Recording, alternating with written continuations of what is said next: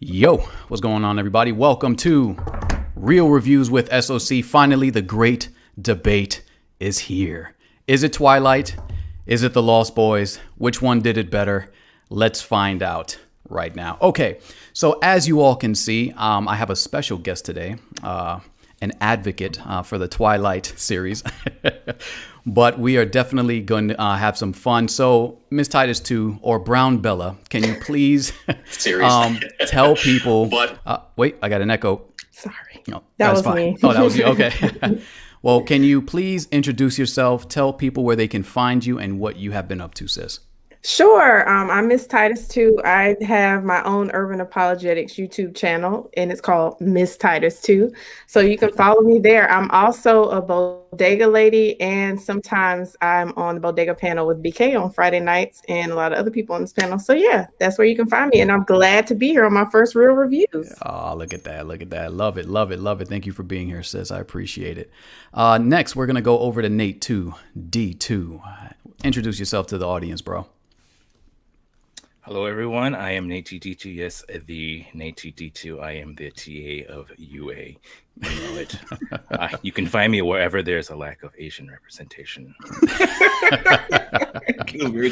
Yeah, I love it. I love it, man. That's cool. Cool. All right. So the scariest one of us all, Count Shellula. Can you please introduce yourself and what you've been up to, sis? Am I being invited in? Yes, you're being invited in. I have been up to nothing really, nothing at all. Oh, you scare me. You really do scare me. We're going to have to talk about the wickedness of vampires. Siring people into our coven of vampires. You notice she had me invite her in. You see that, right? That was creepy. That was creepy. Right. All right. Thank you, Michelle. Okay, BK Apologist. Introduce yourself. What you've been up to, bro? Yes, I am the BK Apologist, transmitting all the way live. New York is the city, Brooklyn is the borough. And no, Benjamin, I am not Team Twilight. Please stop with the heresy. I am Team Lost Boys all day. All right. All right. Okay. Okay, so of course, these two films, this is the first time. So you guys are part of a really cool series of videos that we're going to be putting together about every season or so, where we pit two movies against each other, talk about the good, the bad, and the ugly in both those films. And today you are part of it. It is the Twilight series versus the Lost Boys. Okay, so with that said, let's go ahead and get everybody's thoughts. Let's kind of maybe say one thing about each film that you liked. Let's go around. Let's do that. Let's start with Count Shellula. What are two things? Well, one thing of each film that you liked. The Lost Boys was a good movie. It was amazing. It showed us vampires in our true light. What I liked about Twilight was the credits. Oh my goodness! And this is how we begin the war. Okay, yes. Nate, two things about the film that you liked, man. About each one about each. Well, the thing I liked about Lost Boys was seeing Jack Bauer with a mullet and as a vampire. And Twilight was just the most hilarious film I've ever seen. And so that's I didn't realize it was a comedy. Oh, it's gonna get bad. It's gonna get bad. BK Apologist, man. Give me one thing that you liked about each film. Twilight, I like how honorable Edward was. Okay. So what do you mean by that? Well, I mean, we'll get into it, I guess, as we talk about it. But he was very outward focused. He was very considerate of Bella, whereas Bella was not considerate of anybody. We'll get to that later. But it's like the keeping her pure, and being so thoughtful and really wanting the best for her and for everyone else. So I definitely I gotta respect that. And when it comes to the Lost Boys, I think Lost Boys was just a great modernization of the classic vampire trope. It really it kept true to the actual traditions of vampire lore, but it put it into a 1980s context, and it translated really, really well. And the soundtrack is amazing. There you go. So. Cool. Okay, Brown Bella, what's going on? Tell me one thing you liked about. I know right now it kind of feels like you're like the lamb being led to the slaughter, but don't worry about it. Little bit, Just yeah. a little bit. Don't worry about it. It's gonna get fun. I promise. It'll be painless. Okay, so give me one thing you liked about each film. Okay, so Twilight, obviously I like the romance aspect of it.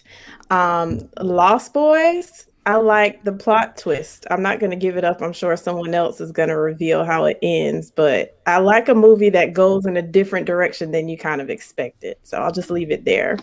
Okay. For me, okay, so I'll say one thing. The one thing I liked about Twilight, just one, is the soundtrack. The soundtrack was really good in that film. The soundtrack was good. Twilight did a good job with the soundtrack. Yes.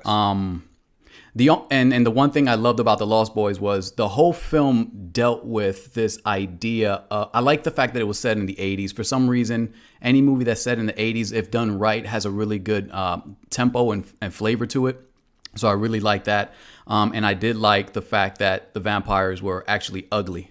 I think that makes a difference, right? Because it's always, they're not pretty like Edward. So, but they don't sparkle. They don't sparkle. But, but it was cool. So, that's what I liked about the two films in general before we get into all the details.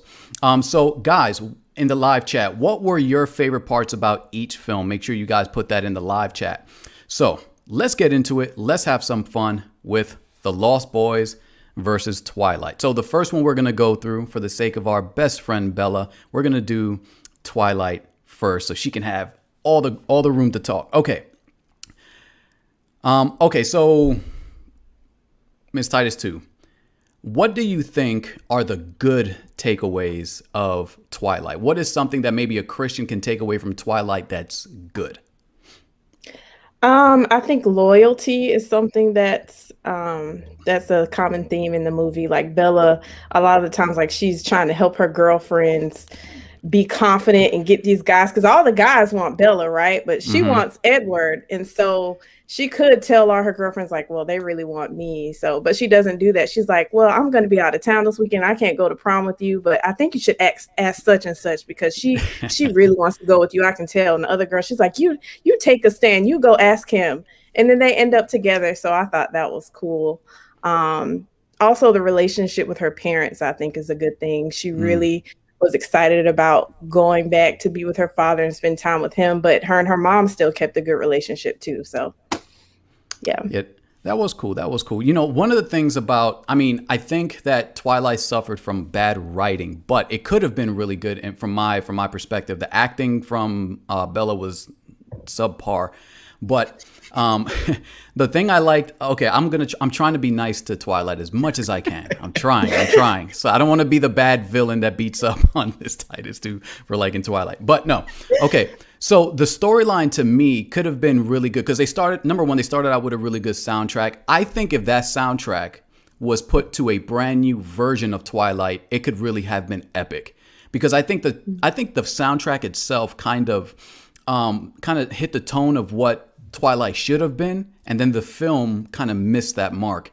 But as far as for like Twilight, yeah, the loyalty, and I know BK Apologist has something to say about Edward and his loyalty, but for me, the whole loyalty aspect of him wanting to take care of her and to protect her, right? Because as Christians, the husband is supposed to be there as that protector of the wife, to take care of her, to nurture her, and to help her grow. And so that aspect between Edward and Bella was really cool. And the fact that, as crazy as it sounds, even though she was really weird, she was trying to be submissive to Edward. And that is something to be applauded, because now in today's age, it's interesting how women being submissive to their husbands is seen as a weakness. That's because people don't understand what submission is. You know what I mean? So, that's one thing that I think a lot of people could take away from Twilight and say, oh, wow, look, both characters could try to be strong and one is not better than the other. And they're both, he's the protector and taking care of her and she's being submissive and loyal. And so it's just this really cool interaction between them. Of course, like I said, it could have been better as far as the acting goes. But BK Apologist, I know you have a lot to talk about this, I guess, discipleship and loyalty on Edward's part. Yeah, the one thing that I really enjoyed was the thing with Edward wanting to, it's what Brown Bella said, the romantic relationship, but on his side, because she definitely wanted to get turned out in more ways than one, right? Skipping 100. So but he didn't want to do that. He didn't want to do that because he wanted her to have a natural life.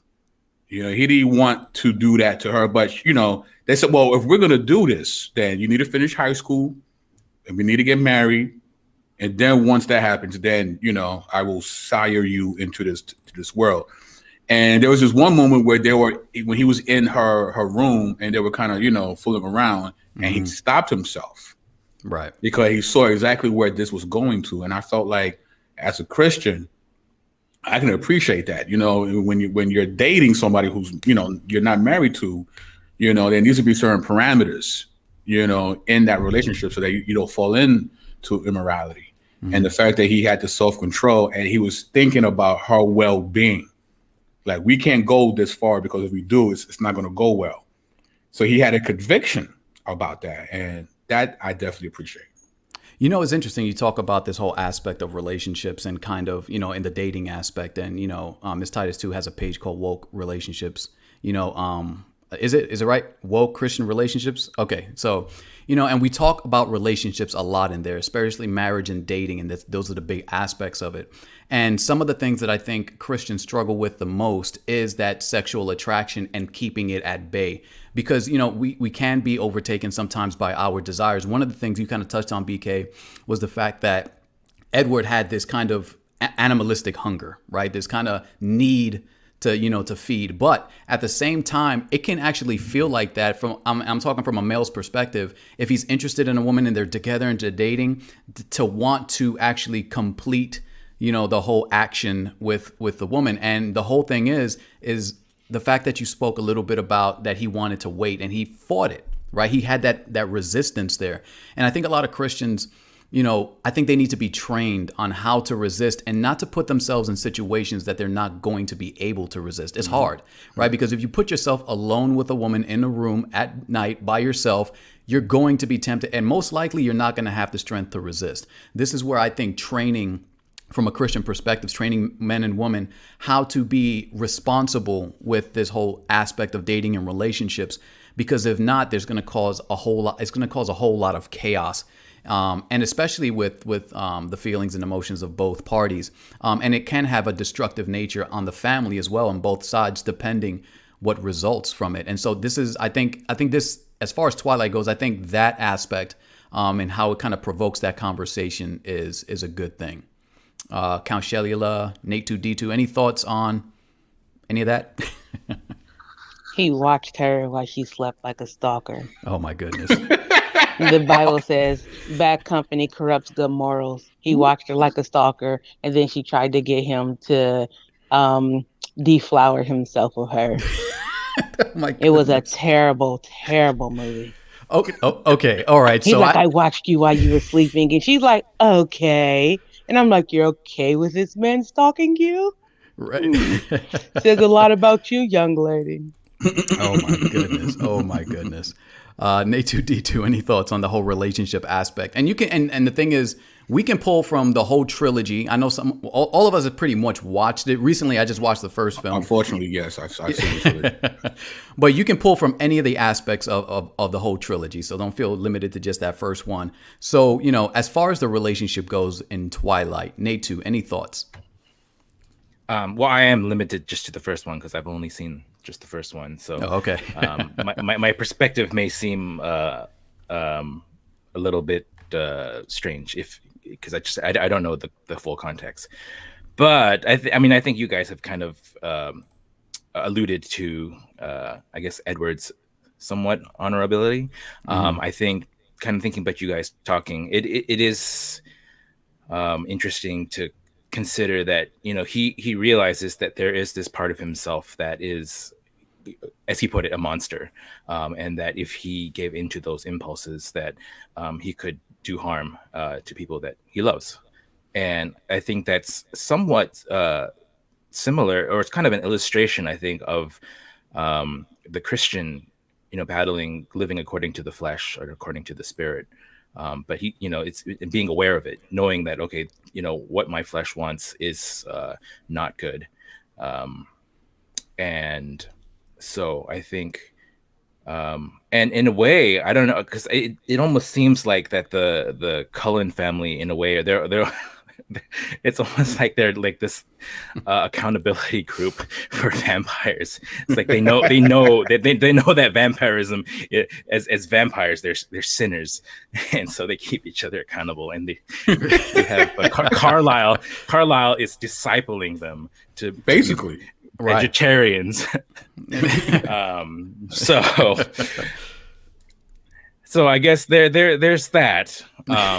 But I don't know. At the same time, I feel like there's also an illustration for how even demons can appear to be creatures of light. Because when Edward gets into the sun, it's like, oh, you're beautiful. No, you're a monster. And you know what? Don't worry. We're going to touch on that topic specifically because I think it's very important to the body of Christ. Miss Titus, you got this comment here, and I think it's really hilarious, right? I like how he didn't have give the waitress no play. She was flirting like a mug right in front of Bella. He paid her no attention. Okay, so let's talk about the aspect of a relationship, like when somebody's dating. So I think one of the things you pointed out, Miss Titus, too, that I think is important is how a woman views a man who is flirting with a whole bunch of women while they're dating. You see what I'm saying? Like, because you pointed out the fact that it was cool that he did not acknowledge this woman who was obviously attracted to him, but he kind of dismissed her because he was so focused on Bella. And I think it's interesting and important for a Christian man specifically. If you're dating, like I always say, my perspective is one man should be dating one woman until something happens where it doesn't work out, and then date someone else, not necessarily go and date a bunch of people at the same time. I just think that's irresponsible and fruitless. And so, Miss Brown Bella, why is it that you think that this aspect of his character actually was a cool point? Well, I mean, if she's going to be in a relationship with a vampire, it should be an exclusive one, right? Like if you're going to risk your whole life, it better be with a vampire who's not going to just leave you at the drop of a dime at any pretty face, right? Right. So yeah, it just shows that he actually, for the sake of all purposes, cared about her. Like it's not just about you being a beautiful woman. There's something I specifically see in you that I like, and I don't want to let you go. I think that's beautiful. Okay, cool. And I think that's really cool too. BK or Count Shelila, any thoughts on the fact that he was actually dismissing this other woman and focusing on Bella? I mean, that's good, but there is a dark side to his attractiveness to Bella, right? Because he is a vampire, so he's not really human. And when you hear the Cullen family talk amongst themselves, they talk about humans as if they are an entirely different species. Because usually this is who we feed off, right? So for him to fall in love, that's like, Nate D2 falling in love with a hamburger. We would find that odd, right? It's like, why does he love the Whopper? I wouldn't find it odd if it was Nate. I mean, but from a romantic standpoint, like he starts having like these deep emotional attachment to a hamburger. Most people would find Nate as odd.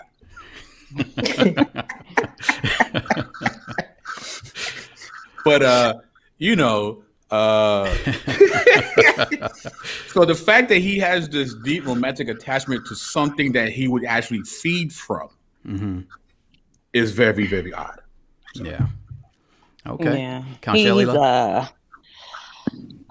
I mean, he's what, 100? He said the Spanish flu, that was what, 1918? 1819. So he's what, like 100 and 200 years old almost. At this point, how many women he uses his lying on? I mean, he has time to practice. I don't trust him. All I'm saying is, he's like, I want you to live your life. How many women have you lived your life with, Edward? How many? I just don't believe him. I think he's running game, and I see right through him. Oh my goodness. Let the Royal Rumble begin. Okay, so we have Lauren Giddings. She says, Edward also tells Bella that he's never fallen in love in 100 years until her. He said he never actually noticed other women at all. Now, What do you guys think about? Let me bring it back up. Like, so what do you guys think about that? He's lying. He's either lying or her blood is some special blood that no other human has. That's it. Those are the only two options. So why is the automatic, like, okay, so why is the automatic response? Like, for example, let's just say a young man, is attracted to a young Christian woman, and he says, I have never fallen in love before. I've never seen somebody as beautiful as you. Now, the initial response, I already know, is you're a liar. That's impossible, right? But what if it's true, right? Because when he says, I've never seen somebody as beautiful as you, does it always have to refer to the outside beauty of a woman? Or maybe this instance in where he's never felt like this before, but he describes it as beautiful. I don't know. What are your guys' thoughts? Is it always a lie, or can it be true? Well, he's human. Let's start there. And he's not over 100 years old. Those things tend to make a bit of a difference. But let's pretend that he's not 100 years old, okay? Or a vampire. Life changes as a vampire. All right, Miss Titus, what's up? I think that feeds the notion that there's only one person for you. Like, once you're born, there's that one person, and if you don't find that one person, then that's it. And even if this one person treats you terribly, they're a bad fit, like they make your life worse, it's like, but they're the one for me, so I need to marry them. And that can be catastrophic. So I guess that can happen to someone. I've heard of people meeting and literally getting married days later and having a long, successful marriage. I don't think that's common, though. I think that can lead to a lot of issues. But I, for one, don't believe that there's just one person for you. I think that God gives you the choice to pick who you want. And then once you pick them, then they are your person. That's what I believe. That's very good. That's very good. So here's the thing, like, let's kind of bounce off of that a little bit. So you said that it can be very destructive to a person or to a couple if they are fixated on one another because they think that's the only person. Now, could we say that that's exactly what happened with Edward and Bella? Because she became obsessed, like to the point where it was destructive. What do you guys think about their relationship? We can talk about all the cool positive aspects, right? But let's talk about some of the negative aspects of their relationship. What do you guys think? He stalked her. He said, "I watch you while you sleep." That's not a healthy relationship to me. And his first instance of looking at her was not, "Oh, she's beautiful." He tried to run and leave because he had a certain scent. It had nothing to do with her looks. He was like, "Oh my God, her blood smells amazing, and I want to eat her." It has nothing to do with her looks, her charm, her beauty, none of that. He was like, "Oh, I've never met anyone who smelled so delicious." BK, any thoughts on that, man? I mean, and this segues to a thing that I see Curly Shanae say earlier. Bella's the villain of this whole movie. Uh-oh. Because all right, so she destroys the equilibrium of the entire neighborhood. Okay. Because right there's this very tenuous truce between the Cullens and the Native American tribe that's there. She does, right? So Edward tells her who he is. I mean, she figured it out. It wasn't that hard for her to figure out. Tells her that he's this born killer, and she's like, "That's fine."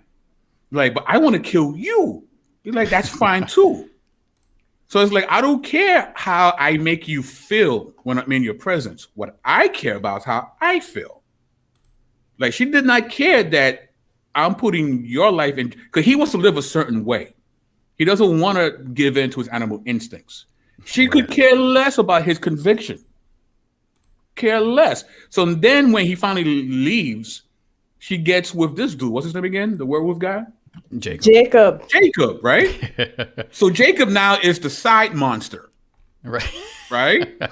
And I blame Jacob too, because he knows he's the side monster, but like a lot of women, they think, well, I'll be the side piece and eventually I'll win the person over.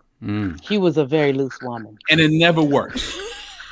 So she uses him because she can't have Edward. And she knows that there's this uneasy thing between the vampires and the werewolves. Doesn't care about that either. I just want what I want. I want you to turn me into a vampire. I want to do everything that I want. and everybody around me has to do what I say. My dad got to do what I say. My mom got to do what I say. She's horrible. She's a very horrible person. A very toxic person. Yeah, so somebody should have just eaten her and been done with it. Oh my goodness. Oh, so what you're saying is you wish that other dude would have actually caught her, and then that would have been the end of the film, right? I would have been okay with that. He was the only real vampire in the whole movie. I don't know what the other people were. He was the only real vampire. I was confused of the other people. I said, who are these imposters? How dare they run around here with title vampire? Oh my gosh. Wild. All right. So, okay, it's time to get nerdy. We're going to talk about, I think, interestingly enough, even though I didn't enjoy, or I didn't think the Twilight movie was the best, I think it brought up some of the most interesting points between the two films, or at least something we can play with biblically in a sense and talk about these things. Let me go ahead and bring it up. So if you guys notice, there's this character when she finally figures out that he's a vampire. Well, actually, she's trying to figure out in the film, what made him special, because he dove in front of the car, stopped the car. He's a pale looking dude. His eyes change color. And, she hasn't seen the sparkle yet, but she knows that there's something there, right? So she starts doing this research. This is what everybody does when they run into a problem and they figure out, like, hey, time for Google, right? So she does Google online and she starts looking up these things. And I want to send a special shout out to Phil Fox for the next slide I'm going to show after we talk about this, because he gave me a little insight into what Native Americans are actually looking at. Because remember, the film, Jacob is a Native American. So there's these legends and things that people pull from, the writer specifically pulled from, in order to input this into the film. So there's this character called Apotamkin, the Cold One, right? And this is one of the things, and she starts to have flashbacks. Remember, when she's looking on the computer, she has these flashbacks of touching his skin and him being cold, right? So you see how the writer kind of wrote that in there and kind of put the Cold One. So I want to read a little bit about it. It says, Apotamkin, also spelled Opotam with a P, kin, is a creature in Native American mythology. According to the mythology, it is a giant fanged sea monster that lives in the Passamaquoddy, I don't know if I said that right, Bay, and pulls people in to eat them, particularly careless children. It is said to have long red hair, and in some versions, it was a human woman before being changed into a serpent. One interpretation of Apotamkin myth is that it was used to instill fear into children to keep them from venturing into areas alone and without parental guidance. In popular culture, Apotamkin was briefly referenced in the 2008 film Twilight. It is often mistakenly called a vampire by non-Native Americans, especially since it was named as such in the aforementioned film. But in Maliseet and Passamaquoddy legends, it is unrelated to vampires. So we have the director pulling on, these myths and actually turning them into this kind of vampire thing. And one of the things I was reading online was that individuals from the Native American people were getting frustrated because people kept on saying, hey, you guys got vampires in your mythology. And so a lot of Native Americans were getting really upset. They're like, what are you talking about? And they knew it was from this film. But what do you guys think about the director and the writer pulling from this mythos? And do you think that this has an effect on Christians, maybe brand new Christians who are watching this film? Do you think that the film director intended to try to kind of deceive them in a sense, or make it more, I guess deception? Or what do you think can be the problem with pulling from this kind of thing and putting it into a film, especially with young teens who are being kind of, and kind of enraptured by this romantic relationship? What are your guys' thoughts on this? Yeah, nobody got nothing. Well, I will say that I don't think it was deceptive, but there is an issue if you get into these books, because it's actually a young adult or young teen series or something like that. Whoever wrote it was just terrible. So a bunch of teenagers did watch it. If you're not sure in your faith and you start to actually look these things up, you can start to go down a road where you start to question or try to participate or become part of this religious culture or engrafted into your religious beliefs.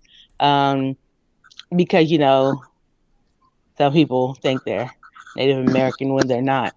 So they can start to try to get back to their roots, and that could cause them to look deeper into something without having the knowledge of where it's actually coming from. Because you can Google something and you'll still not get enough information to be an expert on it or even have a really good understanding on it. And then you'll start to incorporate this in things without having full knowledge on it. So you definitely should not look into these things. I mean, it's good for the movie because he's like, oh my God, I love him. I need to find out what I'm going to become when I allow him to take me over. But I feel that it can cause younger people, because when it came out, Hot Topic had like a whole bunch of vampire stuff. So it was a whole bunch of teenagers like trying to be vampires at Hot Topic and trying to be vamps and all this other stuff, without really understanding what it was because of this movie. So it did have an impact on the culture during this time, which could have gone wrong, which I'm probably sure it did for some people. So it does have a negative effect if you are not grounded in your faith, or you don't know what faith you really believe in, or you're just looking for something to believe in and it sounds good to you. Right. I think that's interesting. Anybody else? Yeah, I agree. So I saw the first movie before I read the book, but I had a friend who recommended the book and the movie to me. So after I read through that whole series, it was like a triple effect. I started reading more vampire books, and I was a little younger then, right? And the more vampire books I read, the more witchcraft started to be engrafted in these stories. A lot of them were extremely sexual. So eventually I just had to stop reading them because they were so tainted with all this witchcraft, sexuality, all these different things. So yeah, I'm sure a lot of teenagers probably got wrapped up into researching the occult because of this movie making it seem so lighthearted.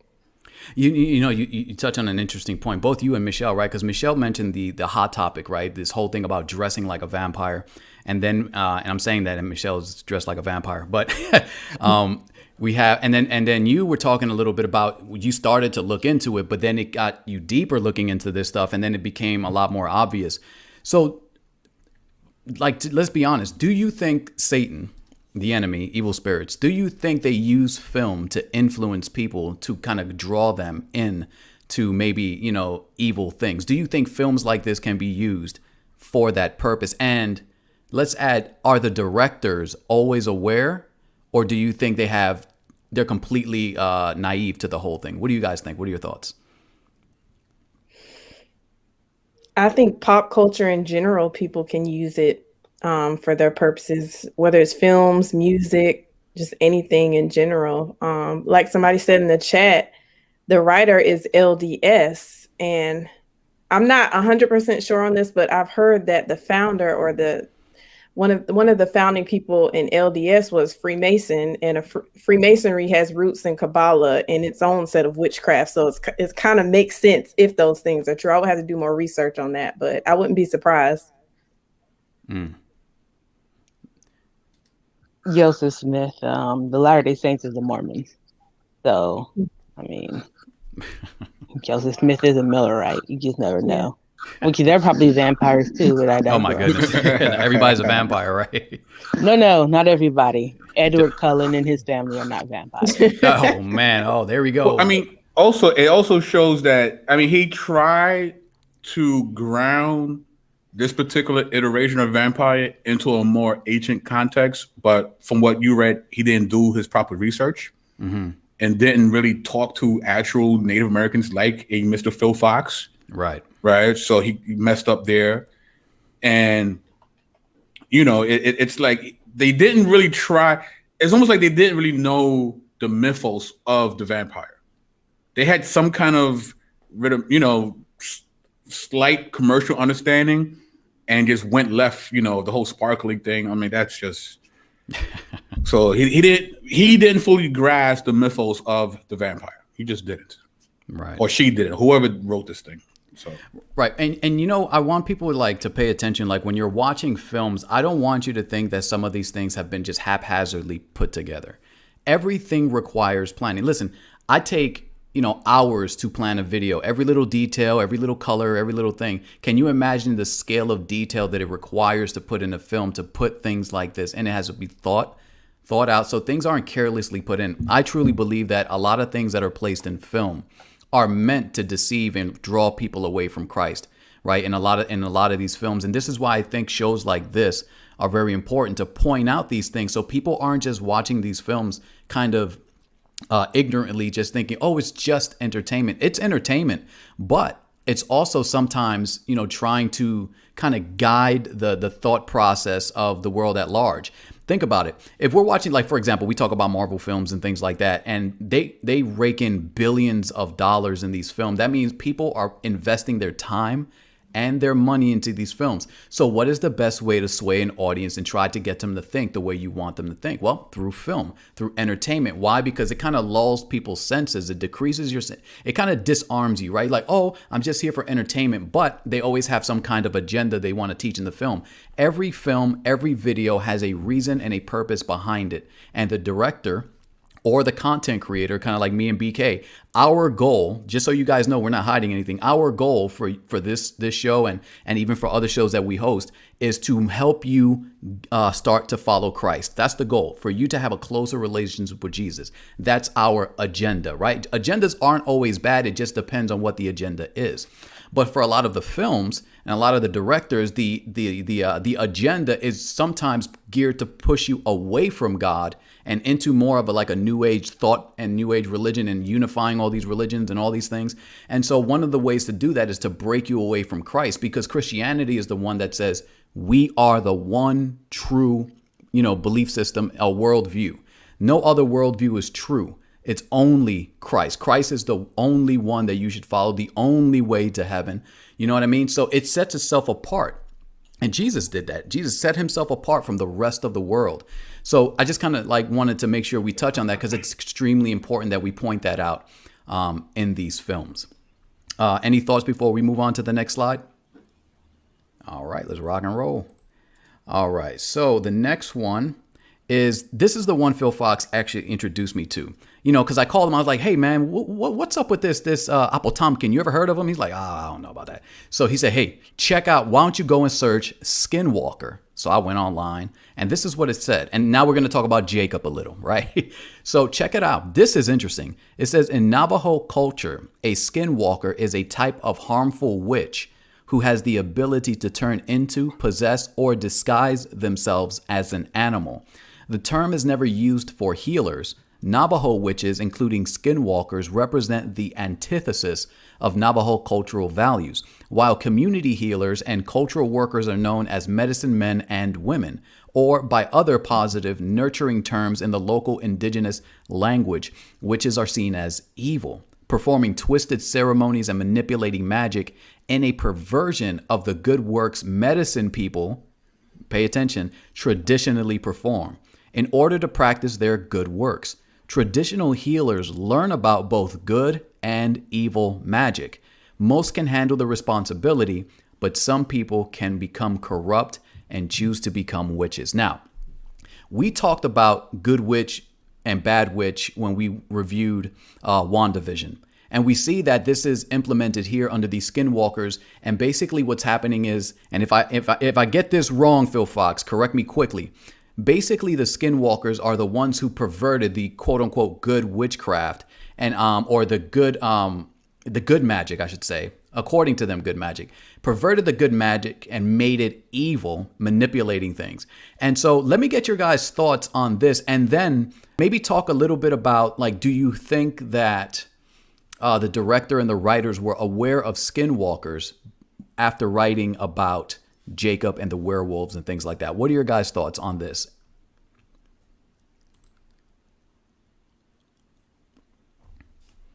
Ain't nobody got nothing. Well, I will say that dealing with the whole it's actually a movie called Skinwalkers that goes really into depth about that. So it goes to your points where movies do have agendas, because that movie definitely had an agenda. I was like, I'm not going to watch this again. And I like scary movies, so it really is a thing for me not to watch anymore. But I will say that with that, it makes me think of when it says that it turned the magic into bad magic or whatever you want to call it, it makes me think of how Simon the Sorcerer, he was, a sorcerer. He was practicing magic. They thought he was like a god.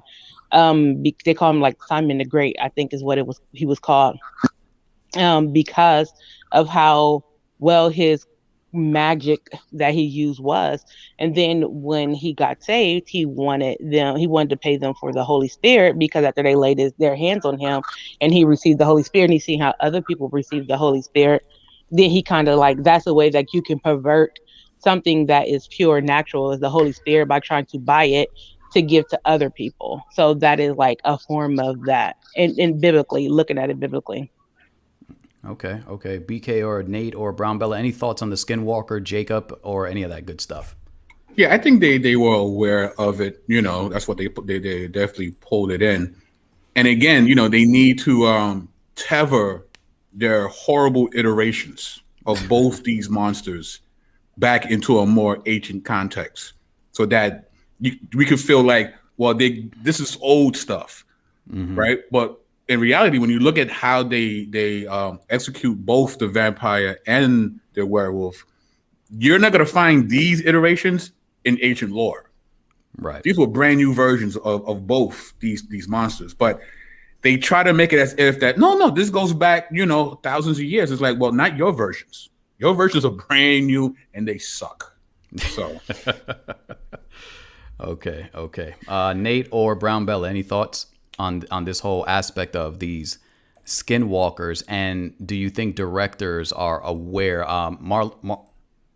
Marlando Clemens says, like you said, SOC, there's a lot that goes into producing a film.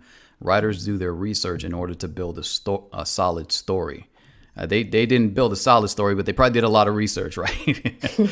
All right, but honestly, do you think that directors or writers go with the intention of trying to deceive people, or because they're maybe unbelievers, they're easily swayed into kind of helping people, or kind of teaching these messages through the film? I don't know. What are your thoughts about that?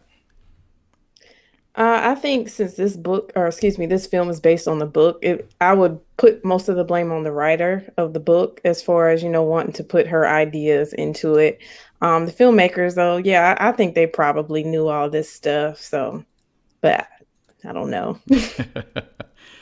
Phil Fox says the Navajo really don't like to talk about these people. It's kind of like the Yahweh issue with the Old Testament Jews. That's a very good way to relate it, because I did read a lot about that way. They didn't want to share it because they believe it would become perverted once it's shared. And so that's why they like to keep pretty much everything within their culture and to themselves. So that's interesting. I like that comparison. Nate, any thoughts on that, on the skinwalkers? Yeah, I don't know if, to the question of, whether people are trying to deliberately deceive. I think people just like to create a quote unquote cool mythology, give something people to kind of imagine. And I think sometimes they take from other things that are out there and then try to just adapt it and then create something, use that as an idea and then just create something that seems cool, appropriate it, I guess you might say. So I think sometimes it's just like, okay, you're paying homage, or you're just stealing an idea and trying to create something that seems cool and that will appeal to people. And you might not necessarily be, I think a lot of times there is an agenda behind these stories. But that's true, whether it's good or bad, that's true of a lot of good literature anyway, right? Good narratives. But yeah, that's kind of what I was thinking. Okay. Cool. So I definitely want to talk about another aspect of the film, and then BK is going to take over with the slides he's prepared for this portion. But I definitely want to talk about the whole conversation in the forest between Bella and Edward. Number one, it was very creepy, right? It was creepy because what it reminded me of. I listened to it, and this is interesting because when I first watched the film, I didn't pick up on this at all back in the day before I was like a real Christian. And so now that I'm a Christian, I'm picking up on a lot of nuances that I can see that can really, throw people off guard. So the conversation they have in the forest when he's kind of talking about this, check it out. She says, "You're beautiful." And he says, "I'm a killer." She goes, I don't believe it. He says, that's because you believe the lie. It's camouflage. I am the world's most dangerous predator. Everything about me invites you in. That is creepy when you think about it from a Christian perspective. Here's why. She was completely given over to this fantasy of who she thought he was, right? She was enamored with him. She says, you're beautiful. Because remember, he shows himself and he sparkles, right? But he says, I'm a killer, which means that although he looked a certain way, his intentions were different. Then she says, I don't believe it. Notice she dismisses what he's already revealed, because what he told her was true. He is a killer. He walks around killing things. That's what he does. But she says, I don't believe it, or she refuses to accept it. And he says, that's because you believe the lie. It's camouflage. So what's camouflage? The fact that he showed himself as the sparkly vampire that looked beautiful, he says, that's the camouflage. That's not really who I am. That's my outside appearance. And he goes, I am the world's most dangerous predator. Everything about me invites you in. Now, I definitely want to bring this scripture up, and then we can talk about it a little bit. And 2 Corinthians 11:14, it says, and no wonder, for even Satan himself disguises himself as an angel of light. So let's talk about this aspect of how he kind of showed his quote unquote beauty, but she was still attracted to it, but it blinded her to what he really was. And then we can talk a little bit about how does Satan appear beautiful for people and kind of draws them in. What are your guys' thoughts on just these two aspects, the conversation and the scripture?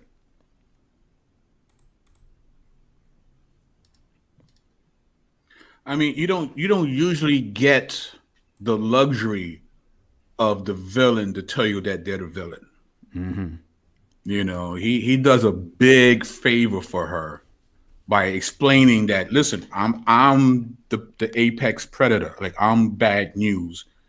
You should have no dealings with me. You know, Satan's not going to do that for you. You know, he's never going to reveal who he really is. The last thing he wants is for you to know that's what it is. You know, what's the saying? The most powerful thing that Satan has ever done was convince the world that he doesn't exist. Right. You know, that's the whole concept. That's how he wins, you know. So that's the difference, right? Like, I mean, they're both evil beings, but at least Edward actually is honest with who he really is, as opposed to Satan. Well, you know, that's interesting that you say that, right? Because I think it's important for people to realize that Satan's not going to come out and tell you he's the devil looking to kill you and destroy you, right? I think that is something interesting, and that's how Edward differs. He kind of reveals who he is because he, quote unquote, loves her so much, right? So the whole aspect, I think, you know, when we talk about the scripture where it says, and no wonder, for even Satan disguises himself, right? So he's not trying to reveal who he really is. He's disguising himself as an angel of light to draw you into him. So from the aspect of film, do you think, and this is a question for everybody, you guys can just go at it. Do you think film operates the same way, where it makes things attractive to draw you into the evil that's really lurking behind it? What are your thoughts? And have you experienced that yourself?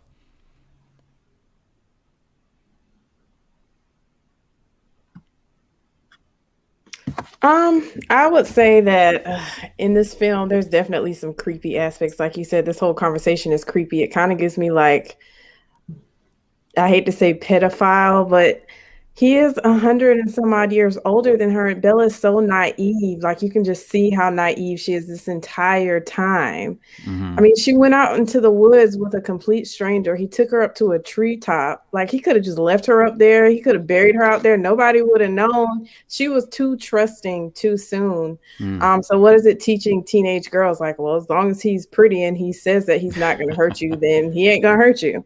It worked out for her in this film, I guess, even though she ended up being a vampire. Right. That's not quite good, right? Oh, and she almost died in the first movie and tried to commit suicide in the second. And toxic relationship, definitely. This is not what a healthy relationship looks like. So, yeah. You know, and that's interesting because I'm glad that you kind of talked about that, because it is interesting that this film kind of teaches young women how to be kind of unaware and frivolous and not really focused and intentional with who they date, or actually researching and looking behind the scenes and so forth and so on to make sure that the individual they're interested in is really safe for them. And it's like that, kind of like what you're talking about, like they throw all their inhibitions to the wind and it's like, oh, he's pretty, so it's okay. He can be creepy because he's pretty. Like here's something I heard a joke online where it says it's only stalking if the other person is not attractive, right? As far as like as long as the person is attractive, it's not stalking. It's kind of like, oh, that's cute. But you see what I'm saying? So I think this is something that we also need to pay attention to as well. And speaking of pedophilia, we have here we go. Can we talk about how Jacob imprinted on Renesmee?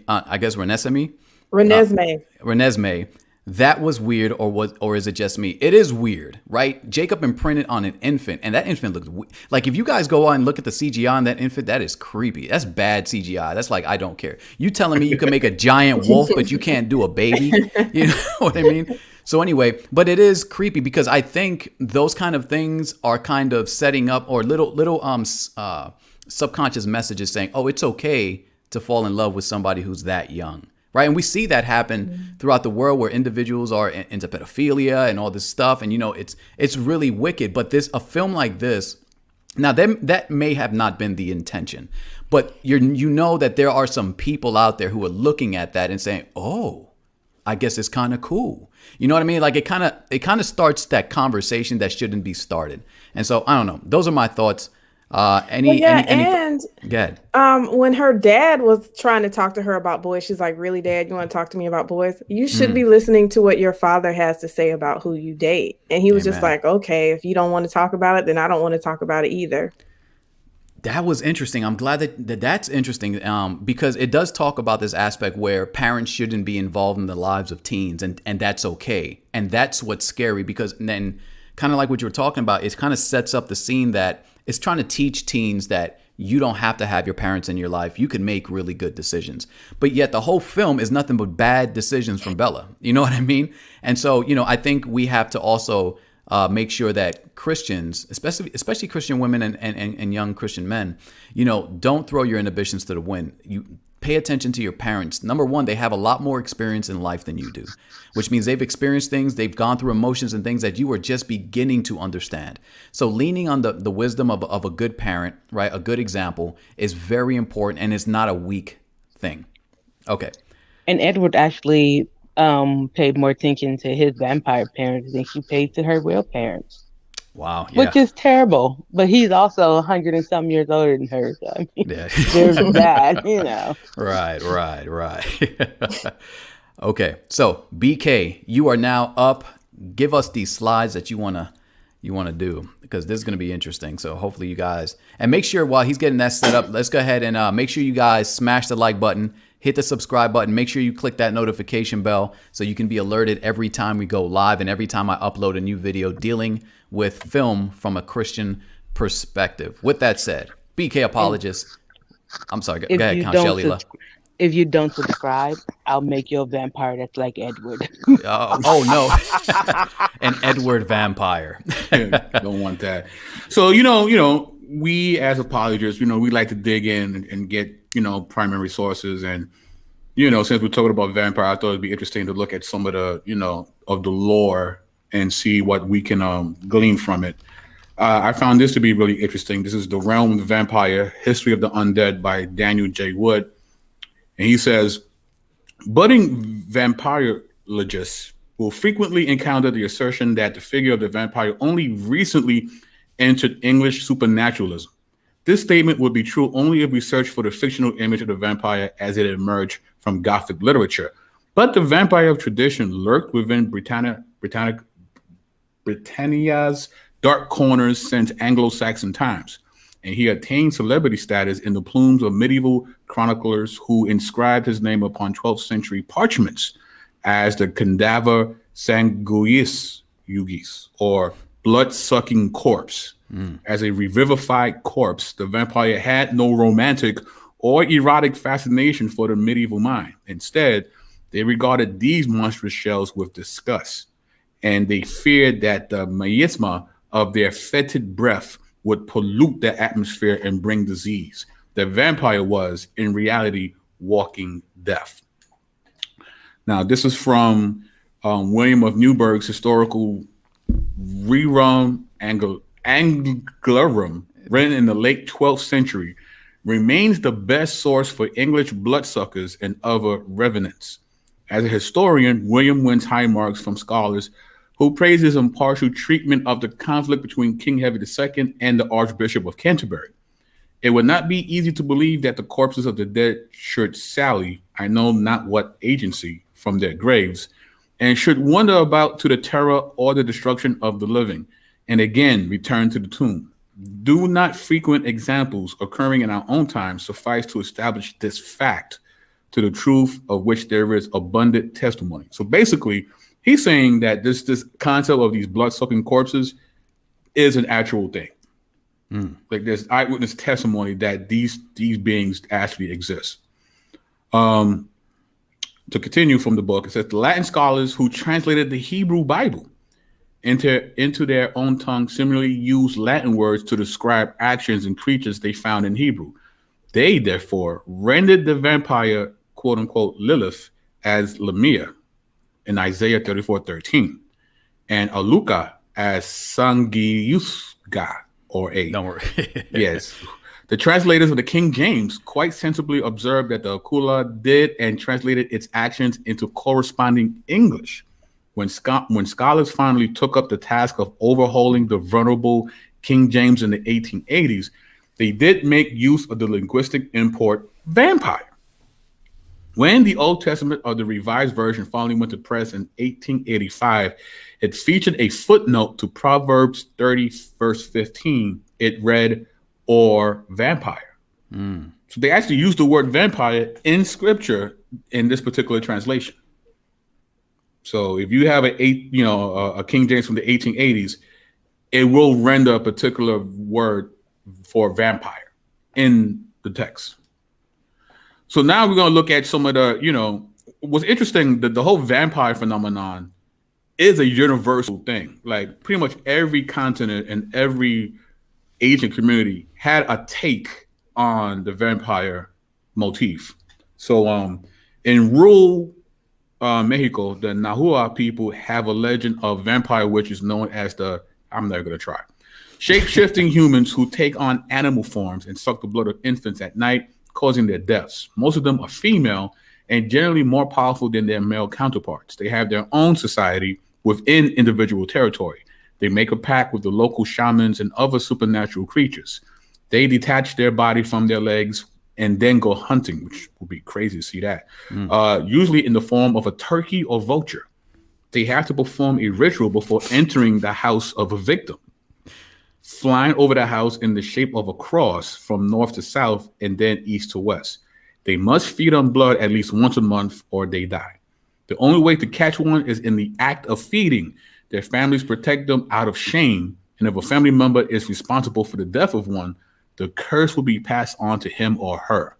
The curse cannot be lifted, and if it is identified, it must be killed immediately. Garlic, onions, and metal repel them. And, I got to get into my ancient Near East bag, right? Go for it. Ancient Babylonia had tales of the mythical Lilitu, synonymous with and giving rise to Lilith and her daughters, the Lilu, from Hebrew demonology. Lilith was considered a demon and was often depicted as subsisting on the blood of babies.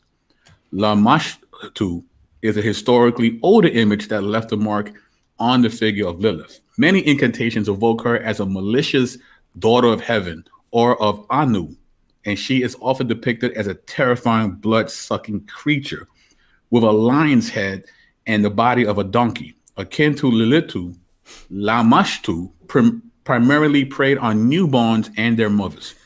She was said to watch pregnant women vigilantly, particularly when they went into labor. Afterwards, she would snatch the newborn from the mother to drink its blood and eat its flesh.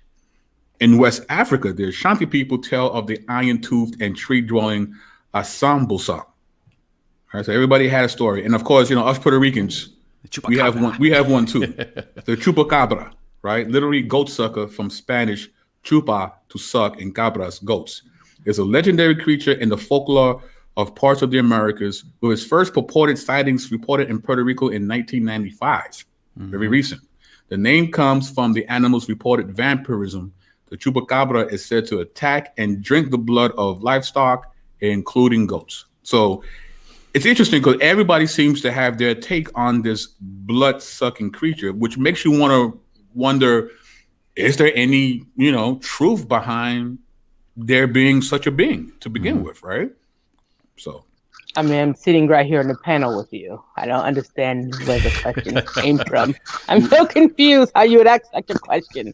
It's interesting, right? Because we're talking about these things, and immediately when you look at it on a film, for some reason you're like, oh, that's impossible. No, that's But there's a lot of history behind the vampires, right? A lot of people think, well, I just saw this movie with vampires and it must be a recent phenomenon. But as you can tell, it's been in a lot of pagan nations for a long time. And it's interesting because one of the things that I'm reminded of because of all this blood talk is how the Lord told Israel to stay away from blood, right? Probably with the intention to say, hey, these other nations take blood as a big thing and a big ritual. So you are to be separated and different from these other nations and their pagan gods and deities, especially with a lot of the things that Alfredo just pointed out. I think is important for people to realize. And I thank you, Alfredo, for bringing all that out.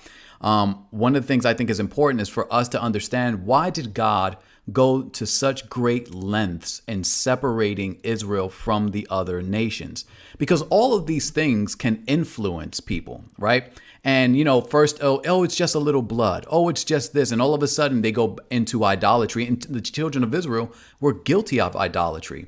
This is why the Lord said, keep the fabric separate, keep the seed separate.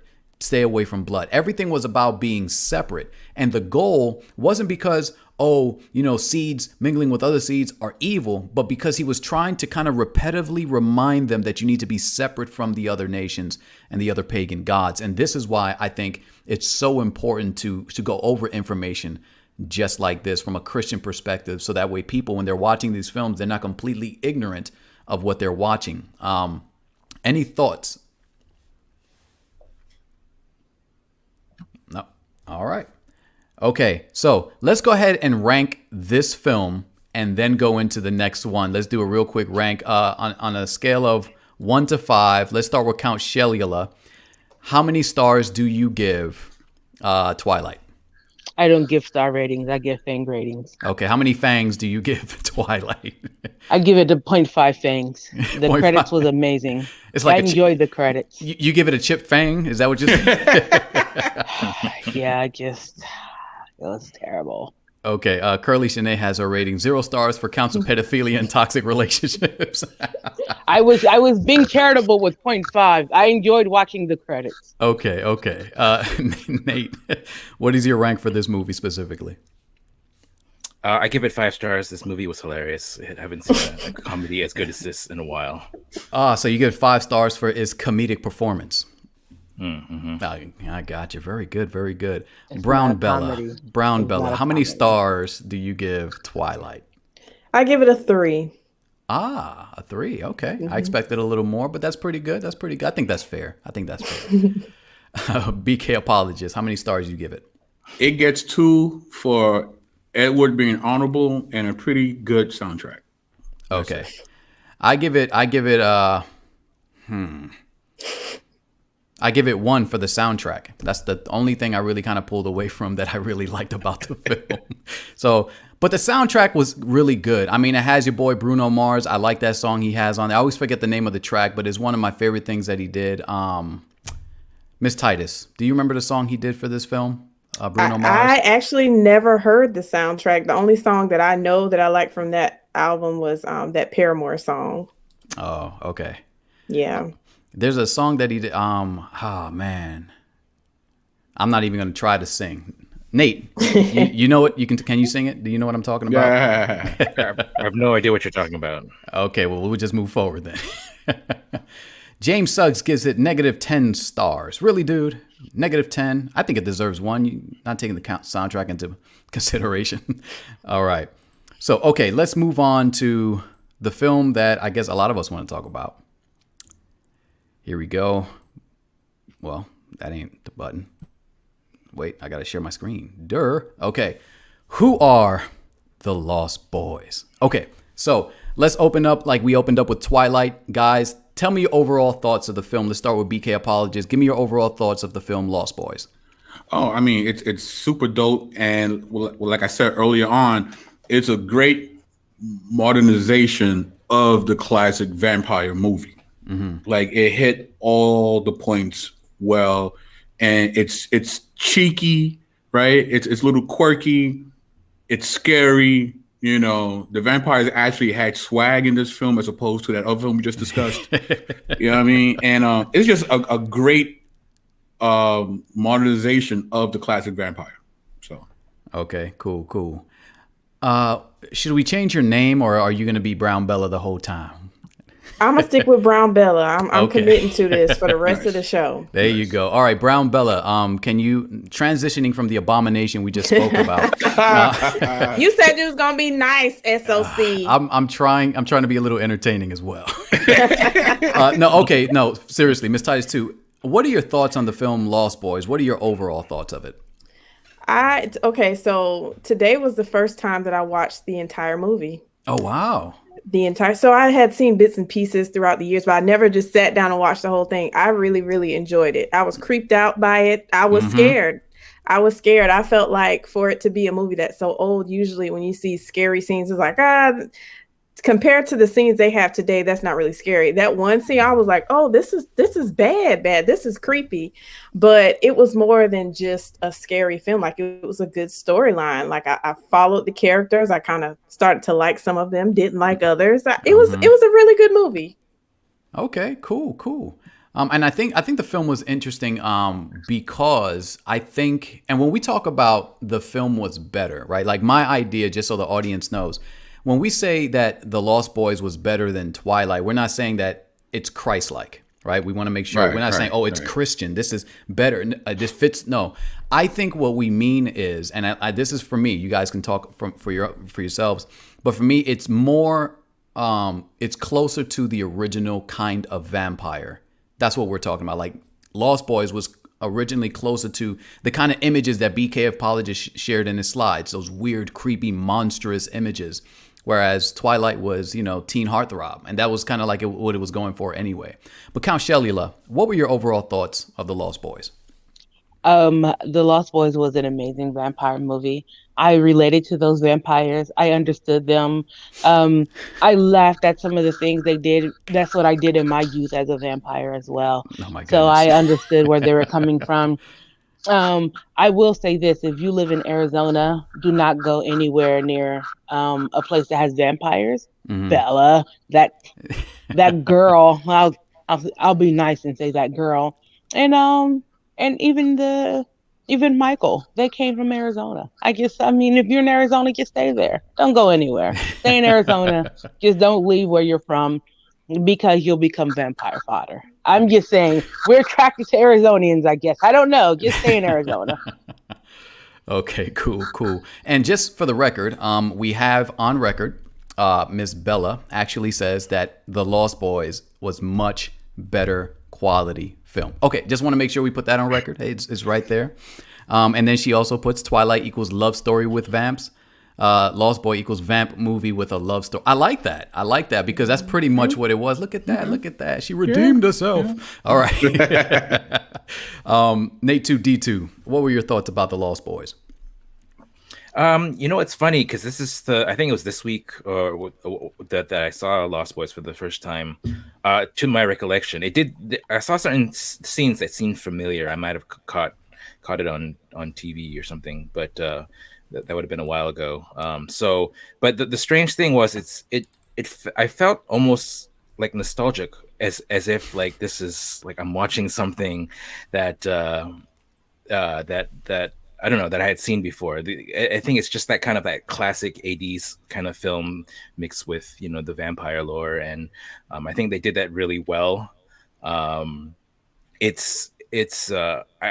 almost wish I had seen it as a kid, because it seems like it's a perfect level of scary, except for that scene with Michael and Star where they're they're doing their thing. But other than that, it's like it's a good kind of scary, I think, for kids, a good kind of vampire story. I think, I don't know, maybe young teenagers or something, but it was I don't know, it felt like I was revisiting something that I had seen before. Maybe in some ways it is. It has a lot of those tropes of I think you have from those movies from the 80s and I think 90s, where it's like the parents aren't, the kids are basically the heroes. The parents they're kind of clueless, and it's just funny to revisit that kind of storyline. Gotcha. Miss Tice, you would have passed out if you saw this as a kid? Yo, that scene at the end freaked me out, okay? What scene specifically are you talking about? Like, can you describe the scene?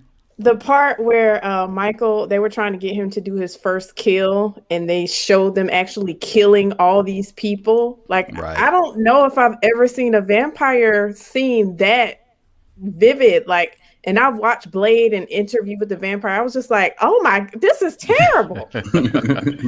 Yeah. BK, did I ask you what were your thoughts overall? Or yeah. Oh, okay. I'm just making sure I didn't skip anybody. Well, it's interesting, right? Because you talk about the kind of brutality, right? Because this is when we say it's better, we're saying that it's more representative of the kind of brutality you would expect from a vampire lore, right? When it comes to this film.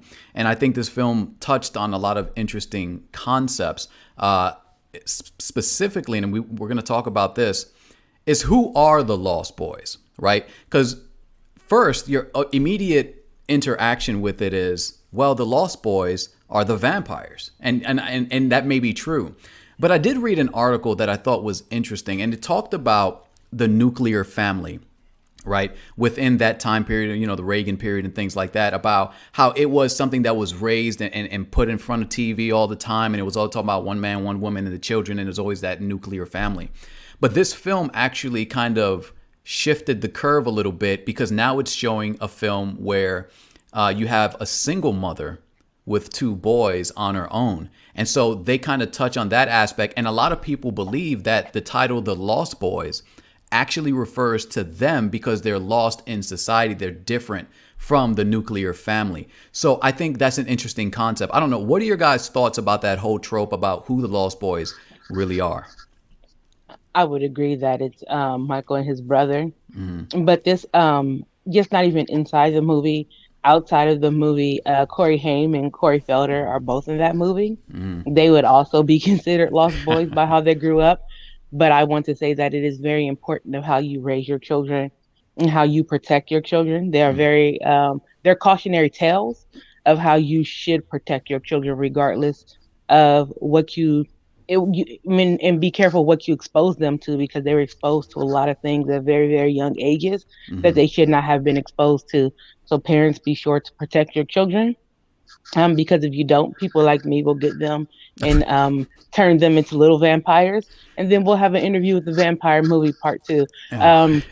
But they are a cautionary tale of how you should protect your children, because they're great actors in this movie. They did a really good job, but they were very young, and now their lives both have like talked about how their lives were destroyed as children because their parents and everybody else used them because of their fame and their status. So just going off the movie, it makes me think of those two as well, because they were kind of lost boys as children in an industry that they were probably too young to be involved in, with no kind of protection or being watched by your parents. And then the Lost Boys in the movie, their mom was like, I want to go on a date, so I'm going to leave you guys at home. And I'm like, she's not as bad as Bella, but Jesus, she's a grown woman and you're leaving your children. Nobody's bad as Bella. I just want to say that for the record. But she was like, she left her children, like, even she admitted, like, I'm working and I'm trying to make sure I can help you guys. I want us to be able to get back on our own.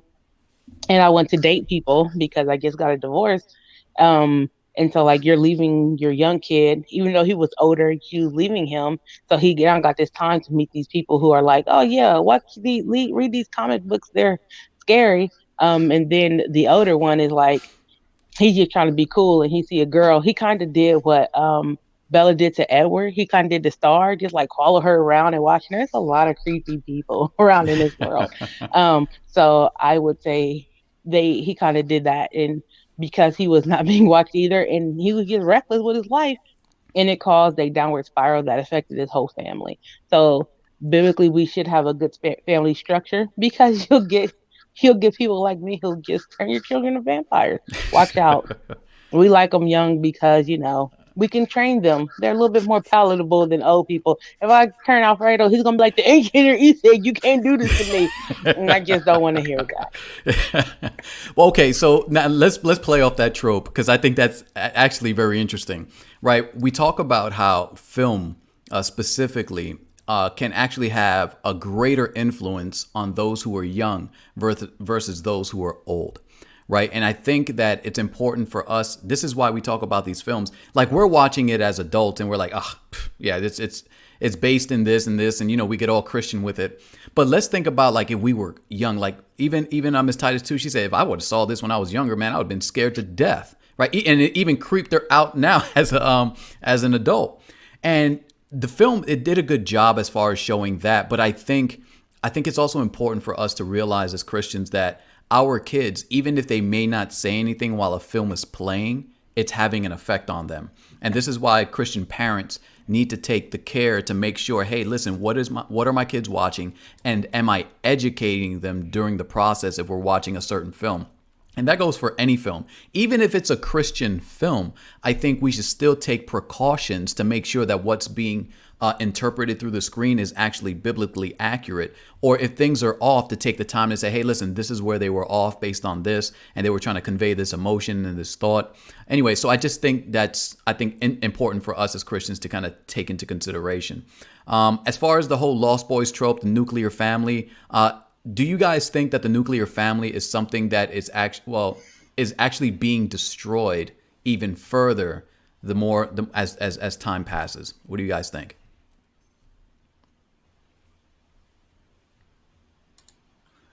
I mean, it's definitely an agenda for some organizations. I mean, before the Black Lives Matter, before they changed their website, that was basically what they actually just straight up said that we're here to, destroy the nuclear family. Like, they straight up said that. So it's like, there are people out here who don't want that, because there is a power in the unity of, a mom and a dad and kids, and and now if you add the Bible to that, that's a very powerful unit of humans, right?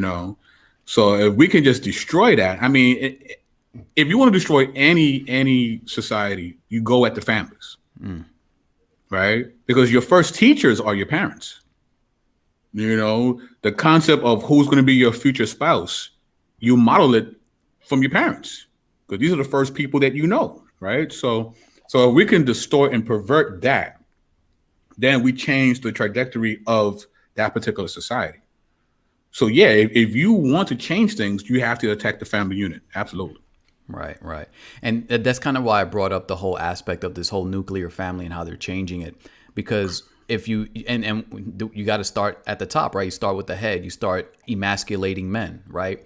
You start, having women portrayed on screen as rebellious and loud and kind of crazy. And then the children is just living on their own, doing what they want. Because when watching the Lost Boys, like Michelle was talking about earlier, the mom was like barely around, and they were just kind of living their lives the way they wanted to. And they got in all kinds of trouble and problems, but there was nobody there. There was no stability. Now, let me ask a controversial question. Is it possible for a single parent to raise their kids right and good? It'd take a lot more work, but it is possible. You can't, because some people, they're single parents not because the other parent and them didn't work out. Parents pass away. They're single parents, not by choice but by force. It's not always black and white. A lot of it's nuanced, which is why the village is very important. It's good to have a good family structure. So if there is a parent that isn't in the home or available to be around, you have people you can trust. Like, the grandpa was kooky and crazy in this movie, but he did try to provide a little bit of stability, but he was out here wilding with his daughter too. Like, I'm about to go drop this off to the ladies. Like, I'm like, everybody gets out here trying to date people. So it is possible. I know people who were raised in single parent homes, and they are some amazing people. They're well rounded. They love God. So it's not like, despite the obstacles, they still turned out to be great people. So it is possible. You just have, it's a lot more work that you'll have to be put into to your children. It's going to be a lot harder because you'll have to be their primary caretaker. You have to make sure you can pay for their lifestyle and you have to make sure, and granted, you might not be able to give them like overly expensive stuff, but you'll still have to be able to make sure they have food and clothes and all that good stuff. And I do want to say Benjamin Handelman is also a vampire. He may not tell you, but he is a vampire. He there was a post in this thing called a bodega that Alfredo Valentin has created. And See, you can't trust the vampire, but just go ahead. No, you can trust all vampires. Let us all in. Let us in. And someone asked, how do you like your food done? And Benjamin said, just cut the cow and give me some horseradish sauce. That is a vampire answer. He's a vampire. I just want to call that to your attention so you guys will know that he's a vampire. He's my brother. Oh man. Okay. So, all right. So, Brown Bella or Nate 2D2, any thoughts on the whole, can a single parent raise a very good kid and do well? I definitely think so. My mom was raised in a single parent home. My grandfather died when she was 8 years old. So my grandmother raised 3 kids. Actually, she raised her kids and a whole bunch of other kids. So most of them turned out. Some of them turned out all right. My mom turned out. The point is it possible? Yes, but Michelle's right. Like it takes a lot of work. It's not for the faint of heart. I definitely would not recommend anybody purposely try to become a single parent person if you don't have to be. Although I think maybe adoption would be a different kind of thing. If you can get a child who doesn't have a home and be a good parent, that's awesome. But y'all get what I'm saying. But yeah, I think you can definitely be you can have a good single parent home and kids turn out fine. Amen. BK, any thoughts on that? No, I'm good. Nate? Yeah, I think you can. Obviously, it's been said it can be harder, or it will be harder. I think the ideal would be that you have 2 parents, which doesn't even necessarily mean that it's going to be better. You could have a single parent family that's better than compared to another family that has both parents. I think you have to do it under. You have to do it under God's strength, to be, have His strength perfect in your weakness, and kind of maybe tying it back to the question of the nuclear family. The whole idea of is that being destroyed, or what are we trying to preserve? I think we have to ask ourselves, what is it that if we're trying to preserve this idea of the nuclear family, what is exactly that we're trying to preserve? Because I think on the one hand, there's the whole idea of, you have the 2 parents and the kids. But then it's like, is that the extent of your family? Like, is that where your focus is? Is all within that family unit? Or is it also this unit within a larger community? Kind of like what Michelle was saying earlier. I think, because, the funny thing is you talk about I think BK brought up the BLM website, and how, their statement before talking about disrupting, I think is what they said, disrupting the nuclear family. What's funny is within the people that I was discussing this with within my church, my Chinese church, they kind of looked at that differently. They were like thinking, oh, okay, they didn't think of it, they didn't interpret that as trying to get rid of the whole father, mother, kids. They were kind of thinking, that this was more about being in community, where it's not so individualistic, where you're just focusing on the family, your own family. But you have that, but you're also in community. Now, whether or not that's their intention, I don't know. But it brings up an interesting point: is, are we focused solely on our own family? I think you have to take care of your family first, and not neglect them for the sake of taking care of other people. We saw that in Ip Man, right? A little bit where Ip Man was kind of neglecting his son for the sake of helping and mentoring these other people. So there has to be, I think, a balance. So I think we, I think. So I think the ideal is to have that nuclear family with you have a father and the mother teaching them about masculinity and femininity and what it is to be a man or a woman in Christ, so that if you're a boy, you understand what it means to be a man in Christ, learning from your father. Then from your mother, you learn what it is that a woman should be, so that if you are going to get married in the future, you understand what Christ-like femininity is, or the other way around, where a daughter understands what Christ-like masculinity is through the father, and understands how she should be as a godly woman through the mother. But at the same time, I think it's important to be in community and to be part of that village, because I think being part of that larger body, being part of the body of Christ. We understand that if something happens where a parent gets lost, you can still come together and support one another and have that support. The single parent is still going to be that primary person that's going to raise and train their children. But I think we're not, even with both parents, I don't think we're meant to be. We're not meant to do it alone. We're part of the church, and I think that's what it's supposed to look like. So yeah. Very good insights. Very good. I think you did a good job on that one, man. And touching on community, because sometimes we only think about one family and then that's it. We don't think about families, working together and in community, and the church working together. Sometimes we only focus on, man, woman, child. That's it. You know what I mean? But hold on a second. There's more to it. It's the body of Christ for a reason. And I think it's important that we maintain the structure of the family, because it is very strong. The kids get to see very good, or should see very good models of how they're supposed to live with others. And when that's torn apart, or when that's attacked, what you're doing is you're trying to set up the next generation to kind of not operate the way they should be. But a community can really help out. And this is where we talk about, in scripture, how let's say you have an individual who is a single parent, she's a widow, right? This is us taking care of the widows. That's the community coming together and helping her in every possible way to decrease the burden off of each other. So I think you made a good point on that, Nate.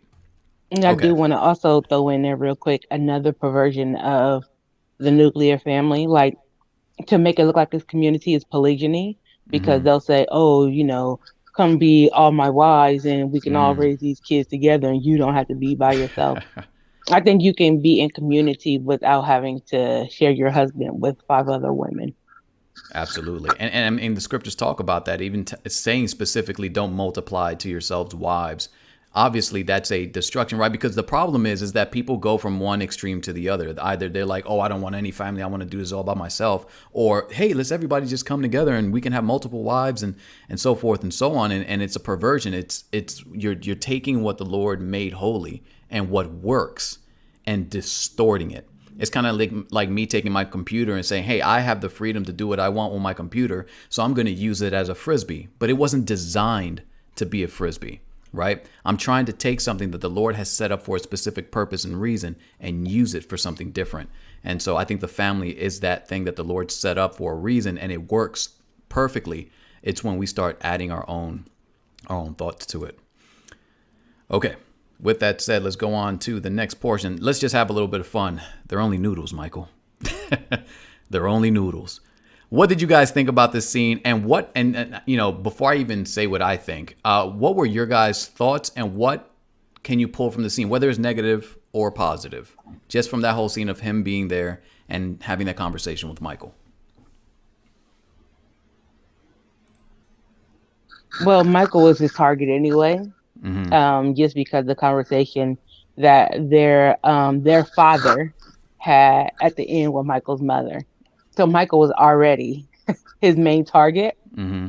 So Michael just made it a little easier for him. And I think he was playing mind games with Michael, because if you can convince the Michael to do whatever and then convince his brother to do whatever, the father would have had his main target that he wanted, to create a nuclear family, of what he thought a nuclear family should be. Because he said it, me and my sons and you and your sons, and we could have all just been one big happy family. But no.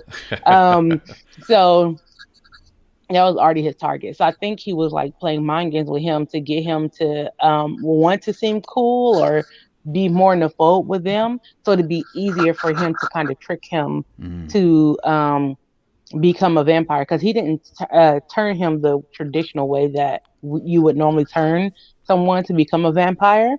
So I found that very interesting. But it was because there was an agenda already for Michael and his brother. Right. Like for me, that whole scene I thought was interesting because it was like the height of deception. He had lured him there, and the whole thing was to deceive him into thinking that what he was about to join was good. And what he kept on doing, and I thought it was interesting, it reminded me of Satan in the Garden, where he appeared to open their eyes, right? He shows them these noodles, and then he says, hey, look at it. And he's like, oh, they're worms. He's like, they're only noodles, Michael. Right? And he does the same thing with the rice and the maggots. He plays with his perception, and that causes him to fall into deception, right? That causes him to think that, oh, this bottle, I'm actually going to take it and it's just going to be wine. So remember, he plays with the food first to get him lulled into a defenseless position, and then gives him the wine, right? Or which was really his blood. They were making an oath, or he was just converting him. And so I think that we as Christians can be lulled into that false sense of security when individuals try to kind of sway us from the Christian position. They bring up these things and they mess with our perception and try to teach us, oh, it's not that bad. It's okay. Your eyes are closed. You're not seeing things clearly. And they're playing with your perception, giving you these false religious views and ideas about who God is. And then that's when they kind of swoop in and attack, kind of like what he did in that scene with the blood. That's how he was able to get him, because he didn't start with that. He ended with that. I don't know. What do you guys think about that scene? BK, Nate, or Brown Bella? It was a supernatural form of peer pressure, right? It's the basic peer pressure that most of us have experienced in junior high or high school. You want to be down with the cool kids, so you want to do what the cool kids do, So these guys, they all had interesting clothing. They all had motorcycles. They seemed to live by their own rules, right? And part of that also has to do with the identity, right? Which goes back to the whole concept of lost boys, right? Michael, his mom and his younger brother, they moved here to start anew, right? So they're new to this environment, so they're trying to figure out who they are as people. And Michael, of course, he's trying to get with this girl, but by trying to get with this girl, he's now introduced to this group of people and, trying to have this identity with these people and wanting to be cool, so it's like, I don't want to look like a sucker when they're playing around with me. So I want to show that I'm cool too. So yeah, I'll drink this wine that you say is blood because we're all playing around, right? We're all cool, right? So, and he uses that to get him, so. Yeah, and it's interesting because you talked about that scene, right? If you guys look on the left-hand side of the screen, you see them kind of hanging there. That was the whole peer pressure. That whole thing was kind of a dance to get him deceived. It was to lure him in. And so it was to create this form of kind of mysticism, this mystery, to kind of probe the curiosity of Michael. And I think that's what was interesting. How about you, Brown, Bella, and Nate? What were your thoughts about the whole scene as far as him in when he was being deceived by them in the cave?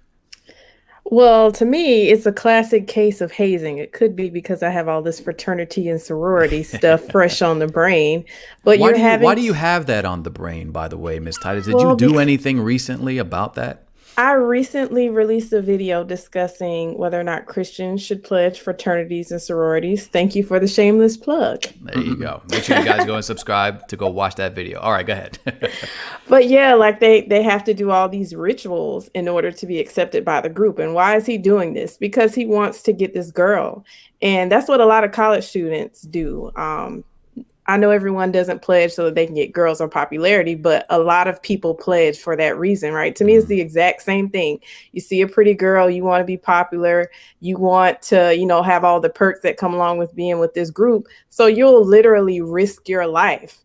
He's hanging on a train and they're like, just jump. Why is he jumping? Like, I met y'all 5 minutes ago. Why am I drinking blood? And and it's just, to me, the parallels between that is crazy, because a lot of college students will literally do things that are dangerous, that can cost them their life, just so that they can wear some letters on their chest. Now, to me, I think that's crazy, but I think this movie was a good illustration of it. Yeah, that's my take on it. Wow. Shout out to Shotty Mills for dropping the link. Miss Titus 2's video on fraternities is in the live chat now. So those on the replay, go ahead and open that live chat up and go ahead and check out her video on that. It's a very good one, by the way. Nate2D2, your thoughts on the conversation he was having with them in that whole cave and luring Michael in. What were your thoughts? Yeah, I mean, I think BK made a good point that it was about peer pressure. He didn't want to look like a sucker, no pun intended. Yeah. I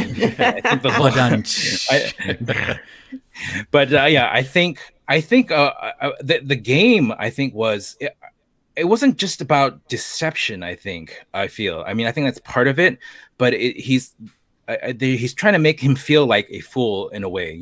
First he thinks he's eating rice, and then he thinks he sees maggots, and then he's like, oh no, it's just rice. And then they laugh at him about it. It's like, hey, it's just rice. What are you spazzing about? And then the same thing with the worms in the noodles, right? It's like, oh, so now he's questioning his perception, and to actually think that it's something that it's not something that's normal. He probably feels a little sheepish about thinking that. So when he gets the blood and he's like, oh, it's just wine, I don't know that he necessarily believes that. I think he's trying to convince himself that, but he doesn't want to fall for the same trick again.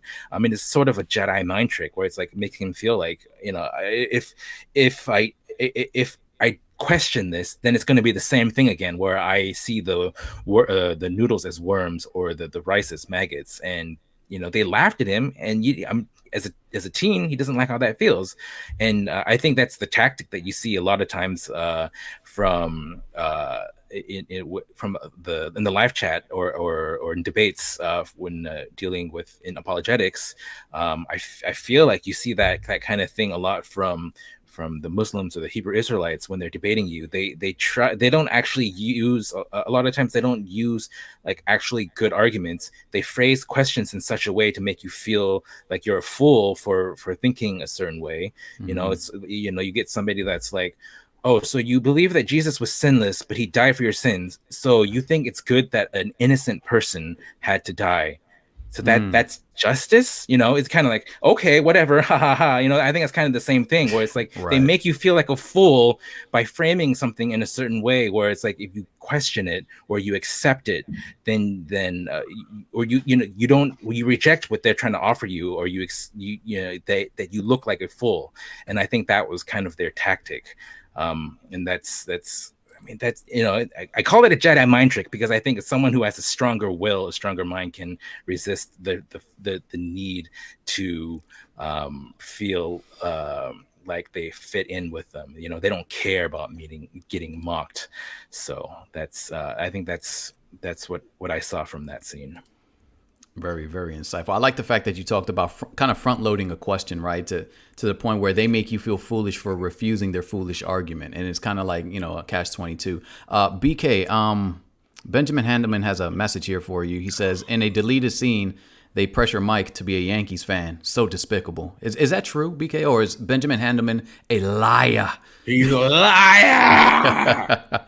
Well, we have something like that for people who are not, believers. Shun the non-believer. Shun. Because hey, if you don't like the Yankees, you're an unbeliever, man. That's just it. Okay. That's right, Shadi. I will not tolerate Yankee slander. There you go. Tell Let them, them know. sis. Tell Okay. So They're not that good of a team. Hey. We're just gonna stay here for a minute, just to. All right. So let's go ahead and because she was mentioned a couple of times, and I actually added this slide in at the last minute, a little earlier before we started the show, and I just thought it was interesting. We definitely talked about how she kind of led him to this group, right? He was lured away by his own lust. And so I want to kind of touch on Proverbs chapter 6 and verse 24 all the way through 29. It says, to keep you from the evil woman, from the flattering tongue of a seductress, do not lust after her beauty in your heart, nor let her allure you with her eyelids. For by means of a harlot, a man is reduced to a crust of bread, and an adulteress will prey upon his precious life. Can a man take fire to his bosom and his clothes not be burned? Can one walk on hot coals and his feet not be seared? So is he who goes into his neighbor's wife. Whoever touches her shall not be innocent. So she technically kind of, in a sense, I mean, I don't know, they don't really kind of touch on it too much, but she kind of belonged to Kiefer Sutherland's vampire, and then he was allured. Michael was allured by her. And we had this whole aspect of the reason he fell was because he was lured away by this beauty, her eyelids. She was a pretty girl, and she lured him into this group, which pretty much killed him in a sense, right? Because he becomes a vampire, so he loses his identity. He loses who he is as a full human being, and he gets converted. And also we can talk about how taking fire into your bosom and you cannot be burned. So here we're talking about you can't dabble with sin or play with it and not be affected by it. No matter how mature you think you are in Christ, do not play with sin, and don't try to think that, oh, it's not really going to affect me. I don't care how mature a person is in Christ. You can always be allured away. This is why the warnings in the scriptures are so prevalent. Don't be allured. Don't be taken away. Don't be deceived, right? It's not about intellect, right? I want people to understand that you being swept away into sin is not about a lot of intelligent people with PhDs and masters and notoriety and privilege and so forth and so on have been sucked into sin. And specifically, since we're dealing with this, by a seductress. And don't think that it can only be a woman who's the seductress. A man can do it to a woman as well, right? We don't want to say, oh, well, only men get driven away by women's beauty. It's the same thing. Women can get driven away by a man's beauty. Like we saw that earlier with Edward and Bella. She lost her mind over this dude. And you know what I mean? So what are your guys' thoughts concerning this aspect, and how much of a role do you think she played in Michael becoming destroyed in a sense? Well, he was watching her at the concert, so she already knew that he liked her. So he was kidnapping the child while also kidnapping him. That's all I'm going to say. He watched her kidnap a child, but because he was infatuated with her, that didn't bother him. He just went ahead and followed him with the kidnapped child. I was just very amazed at going on in this movie. Like, oh, I forgot they kidnapped this baby. Right. The thing I found interesting is that even when the person is doing the seduction, that person was also a victim too. Because she explains that you were supposed to be my first kill. So they're playing her too, right? And that's how sin works, right? You think by you being deceitful and causing someone else's pain, it just affects them. But no, it affects you too, because the more you do that, the deeper you get implanted into that sin of your own, right? And this is actually a good example of that. Yeah, I think it's interesting. I'm glad you actually brought that up, because I think it is important for individuals to know. It seems to me like when we have these conversations about individuals that are deceiving others are also deceived themselves.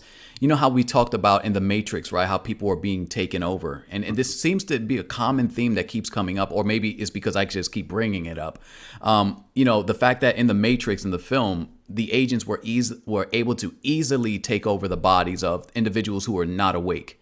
And I believe that in the same way, individuals today who are not awake in the sense that awaken to Christ, right, don't have the Spirit of Christ, are easily manipulated by Satan, but also used as weapons against the body of Christ. And we're messing up Satan's whole idea because we're taking those weapons that are used against us. And our goal is to come out here and preach the gospel to kind of distort those weapons and open their eyes as well. So in a sense, that's kind of like what I'm seeing here. And I think you touched on it really in a really good way. BK.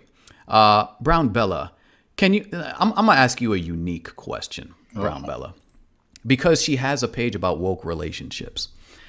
From a female's perspective, I want to get your perspective. What is it, what about a man allures a woman that can actually be destructive? I was muted. My bad. It's okay.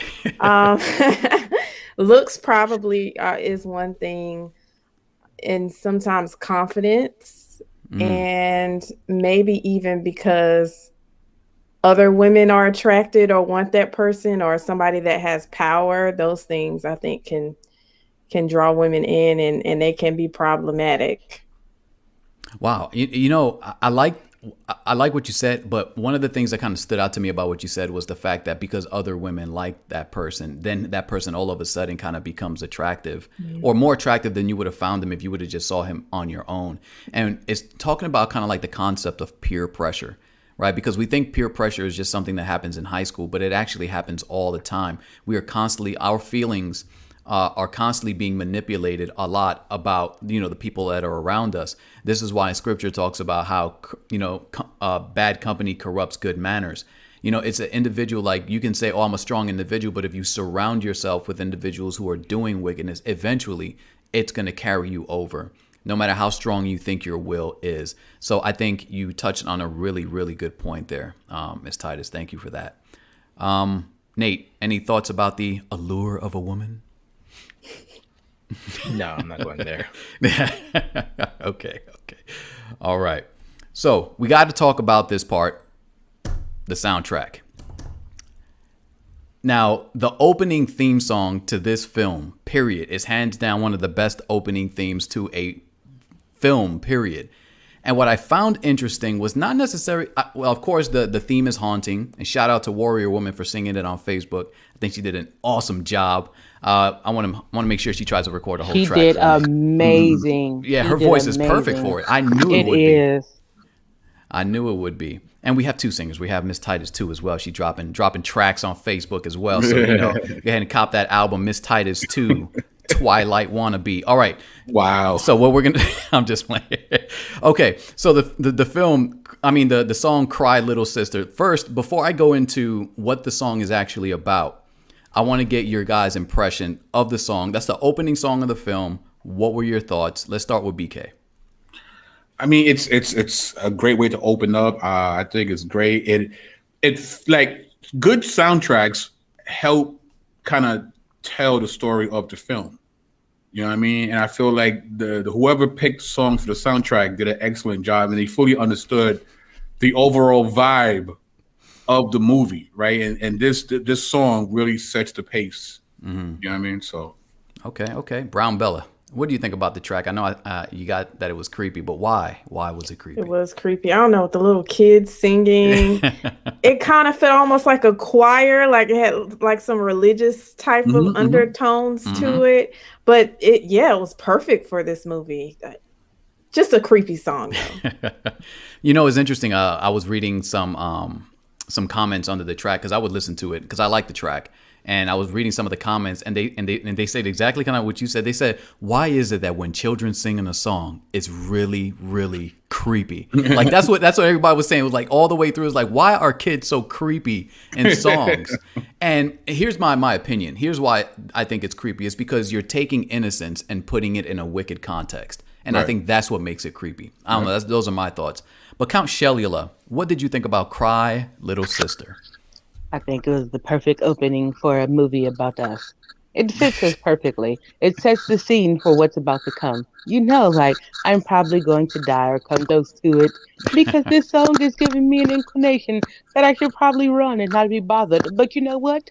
I'm going to do it anyways because I'm my own person. Why does she sound like Count Chocula? Like, is that what you're going for Count Chocula?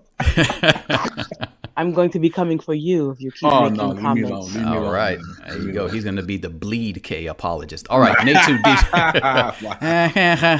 All right, Nate 2D2. Your thoughts of the opening song or the soundtrack of Cry Little Sister? I mean, I didn't give it like too much thought about it, but I think well, that's kind of what a good soundtrack does, though. It doesn't necessarily draw your attention to it. I think but it sets a tone, and I think it definitely did that. Part of that was just the 80s style. I think it drew me into that era of film, and I think that's part of maybe why it was the film felt nostalgic to me, just because of that.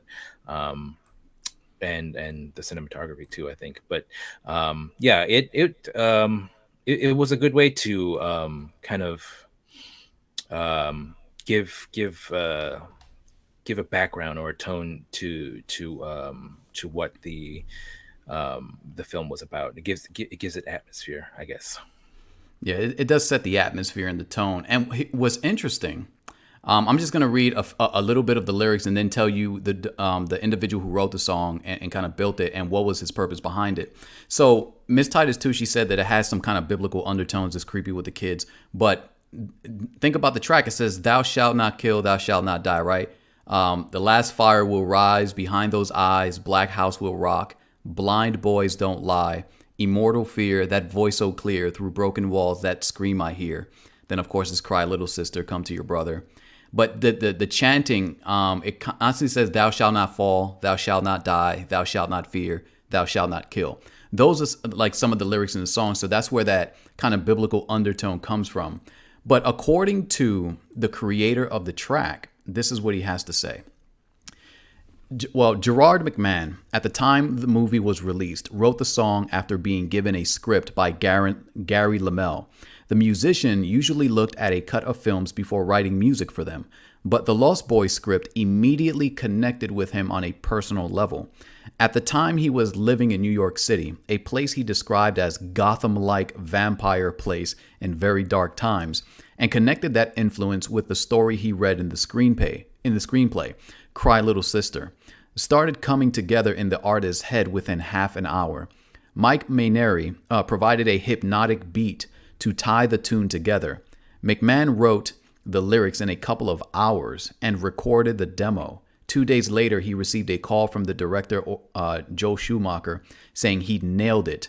Tom Mack wanted to make sure the song resonated with the film, but also didn't want it to be about vampires.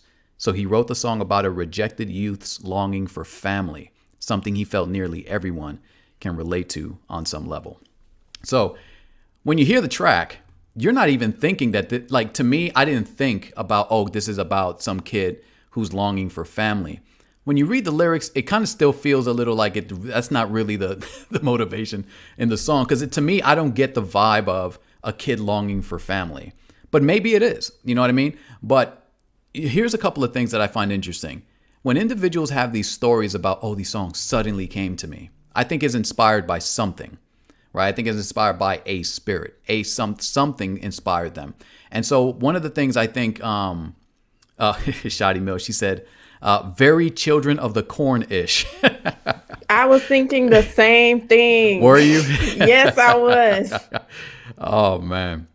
But, you know, it's interesting that sometimes you can have an intent for a song. It doesn't come across, but it does come across as very, you know, creepy. And so, I don't know. What did you guys think? Did you guys at all get any vibe? Maybe I'm missing it. Did you got any vibe that this is talking about a rejected youth's longing for family? No, not at all. That's not a family you should want to be in if the fires are roaring in the black houses. That's not a family you should try to be in. Not at all, sir. But fun fact, Children of the Corn was the first scary movie I ever watched, and I liked it. Oh, wow. BK.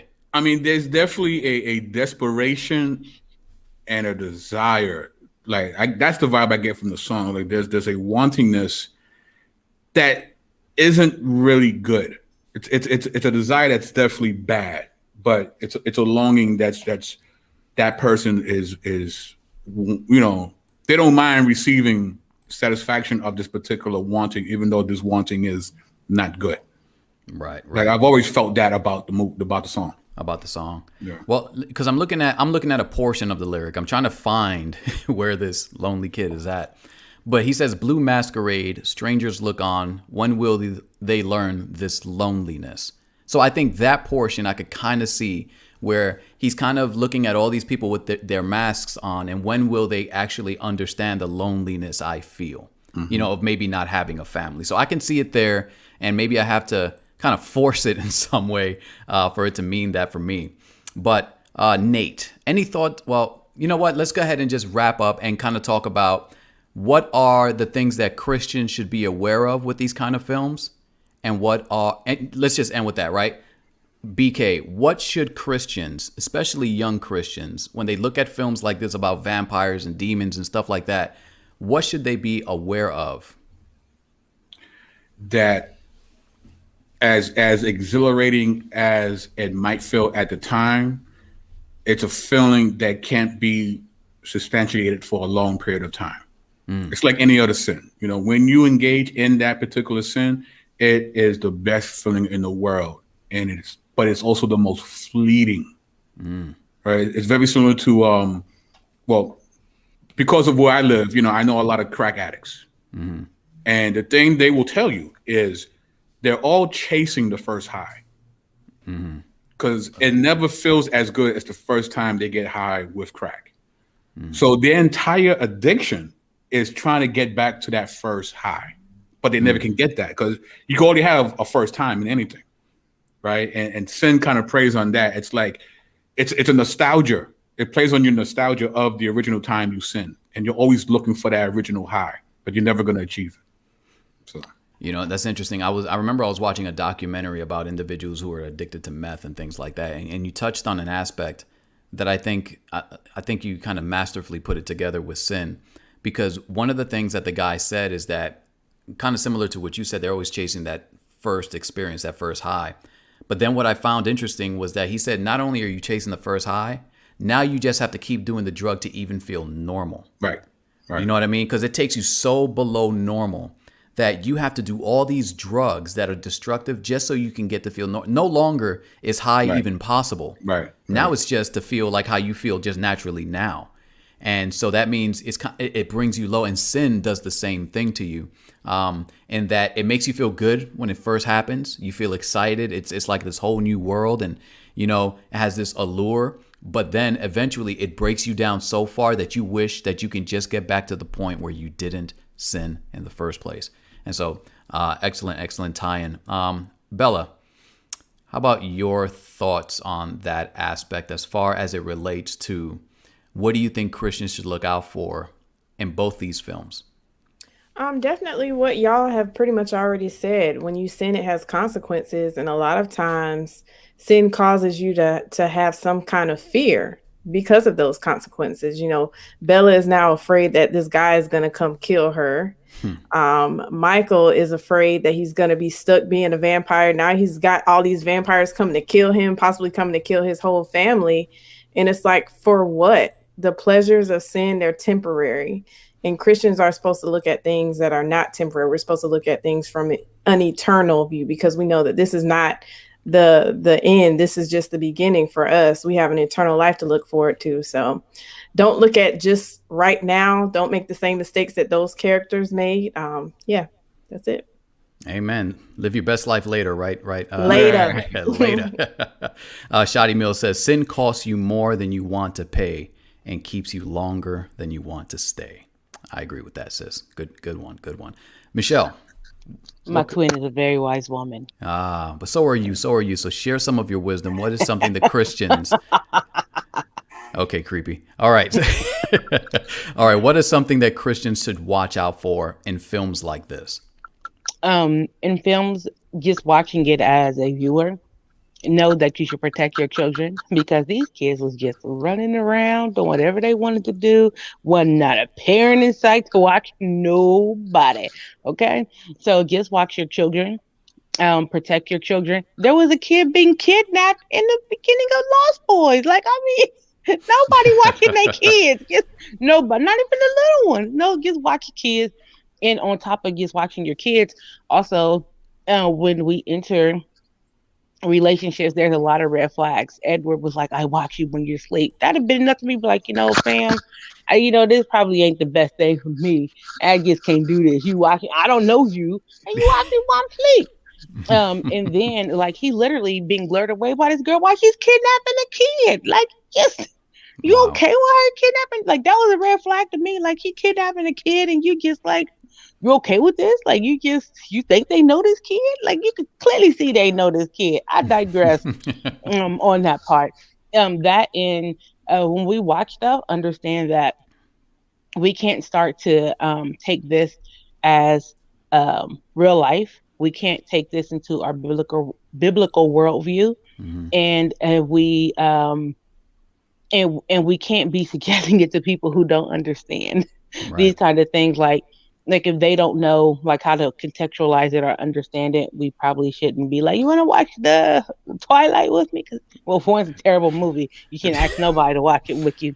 But even with that, like we just have to be very cautious about what biggest takeaway for me from both of them is just watch your children and to make sure you protect your kids.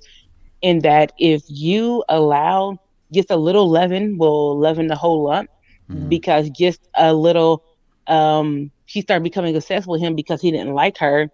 And so just that one little thing caused her to be on a trajectory of like, I love a monster. And just like Michael seeing this girl, and then all of a sudden now he's on a poor trajectory because again, a little leaven leavens the whole lump. So be careful who you hang around. Be careful of the people that you surround yourself with, and watch y'all kids. Lord Jesus, watch y'all kids. Thank you. Shadi Mills, she says, or in the words of the illustrious bodega lady at Dana Owens, sin always overpromises and under-delivers. Nate, your final thoughts on what Christians should watch out for as it pertains to these films? I think a takeaway is that what is beautiful or what appears to be beautiful or romantic isn't necessarily so underneath the surface. You can, see that in Twilight with, the beautiful vampires that are actually vampires and bloodsuckers. But also so-called beautiful people makes it look like it's a good film. Really, it's just full of like terrible dialogue and a poor storyline, and it's just hilarious. But I think also what Michelle was alluding to, where, and I kind of mentioned this before, but where it's, the kids are kind of the protagonists in these films, and the parents are sort of absent, or they're clueless, right? They're in Twilight, the father's kind of there, and then the mother is just kind of saying weird stuff when she's having conversations with Bella, but they don't get the parents, they don't get what's going on, right? Until like, at least with in The Lost Boys, the mother kind of got it at the end, but it's the kids who seem to know everything. And I think that kind of that kind of I think trope is the kind of thing that made kids think that they're the heroes, they're the heroes of the story. And it's like, no, you're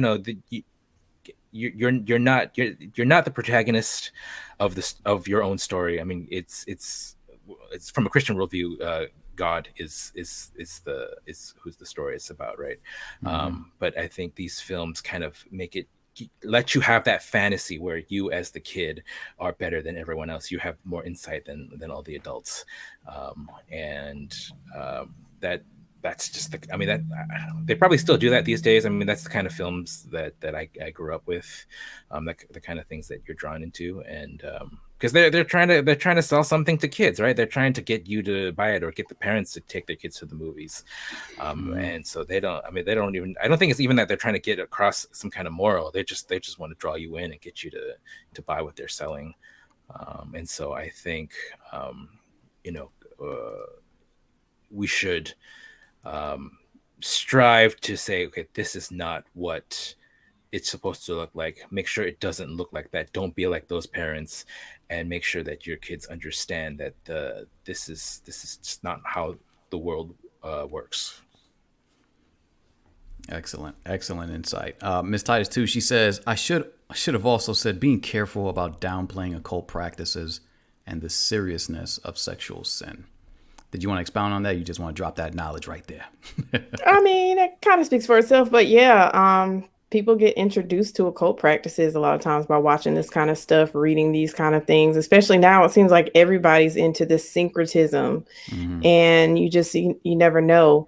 So I would just say, don't do it, guys. Like Shawnee said, don't play with demons. Don't lay down with dogs. You're going to wake up with fleas. Like some of these are eternal fleas, guys. Leave the fleas alone. Eternal fleas. That's funny. Oh, that's hilarious. Eternal fleas. That's a t-shirt. Eternal maggots, I guess, in this case. Right. Shoddy Mill, she also says, you might open a door you can't close and end up somewhere you can't handle. Folks be having nightmares and going crazy. Don't do it, Miss Seeley. And then she says, Miss Titus too, just trying to help because Hollywood makes this stuff look cool and romanticizes these things. Exactly. And we want to open your guys' eyes to think about these things critically and not just give in. So with that said, let's go through our little 5-star rating for this film, Lost Boys. I'll start with mine. 5 stars. BK apologist. 5 stars. 5 stars. Brown Bella. I give it a 4 because this is what didn't make sense to me. Shun the non-believer. Shun. All right, now go ahead. I'm just playing. Okay, the head vampire is supposed to be the one that kills everybody, right? Mm-hmm. So why didn't Michael change back when Keith Sutherland died? If Keith Sutherland was the one who changed him, I know he wasn't the head vampire, but technically wouldn't he have been Michael's head vampire? No, it didn't work that way. He's the head. He's head of. I don't know what you call the. I know in witches it's called coven. I don't know what you call the vampire group, but he wasn't the leader. But like, then how does that work? So is this like the only group of vampires that ever existed? Because in my mind, it was that family, and he's the head of the family. That's why you had to kill him to give it to everybody else. So then so if Keith Sutherland had killed the head vampire, then he would have then become the head vampire? That's a good question. That I don't know. Yeah, that's interesting. I mean, I'm just thinking, like, to me, it's like a Ponzi scheme, right? Like everybody under you. It is a Ponzi scheme. Yeah. Everybody under you would then you would be their head, but if the head, I don't know. In my mind, it didn't really make sense. But yeah, that's why I'm giving it. I don't think it really logically made sense, but I thought it was a very good movie. Definitely better than Twilight. And for the record, I never said Twilight was a good movie or that it was better. I just said I enjoyed it, and I stand fully by that. But Lost Boys was a much better film overall. Okay, I said it. There you go. Done. You got it out. You unleashed the demons. All right. Michelle, what was your rating for The Lost Boys? 5 stars. 5 stars. Shotty Mills actually says something nice to me this time. She says, I give the panel 5 stars and Count Shelley 1 million stars because her cosplay game is top notch. And just so in case anybody has any questions, Michelle is not advocating for vampires. It's a way to kind of express to you what this right here. Let me just show you, Michelle. This right here is what sin actually looks like, right? Vampires appear beautiful, but this is really what's lurking underneath. So Michelle, if you view, oh sorry, that's not Michelle. All right, so if you view Michelle's costumes, usually she plays the villain, and it's to show you what they really look like, right? To give you an idea, a picture. So she's not advocating for sin or for vampires or for evil. She's just showing you what they look like. And especially when it comes to this film, vampires and Brown Bella's world sparkle and they look pretty. But in reality, they really look ugly. You know what I mean? So we just wanted to point that out to you guys. Shotty Mills, the film, 0 stars. I'm curious, is there a film that Shotty did watch that we could review? Because she's never seen any film we reviewed, I think. You know what? How about Shotty Mills season 3? Give us a film. that we can watch that you actually watched. And then we'll have you on and you can actually give actual stars to. Right, You know what I right. mean? You can get actual stars. Titus, he says, I also give it a 4 because it only took 15 minutes and kids with sticks to kill all these serial killer vamps. That's true. That's true. That is a weakness in But the they film. were These little trained kids. vampire slayers. That's they read true. comic books and everything. They had wisdom and knowledge, sister. They had wisdom. I mean, it took them a lot longer to kill Bella. It took more than just like one little weak 15-year-old to kill the guy who was trying to kill Bella. I'm just saying that was a fight. They water guns with garlic water. Seriously, y'all. I'm sorry. Nate, can we have your star rating, please? Yeah. All right, Nate, give us your stars. 4. 4 stars. All right. So we got 4 stars, 4 stars, 5 stars, 5. Okay, cool. All right. So you guys in the chat, make sure you put your comments in the comment section below this video and in the live chat. What did you think of the film and which one, according to you guys, won? Is it Twilight or The Lost Boys? You give us your thoughts. Well, I want to thank everybody for being on here. So let's go through really quickly and kind of give a shout out to Michelle. Anywhere people can find you and what are you working on in the future? I'm not working on anything but being a vampire. I'm for the streets.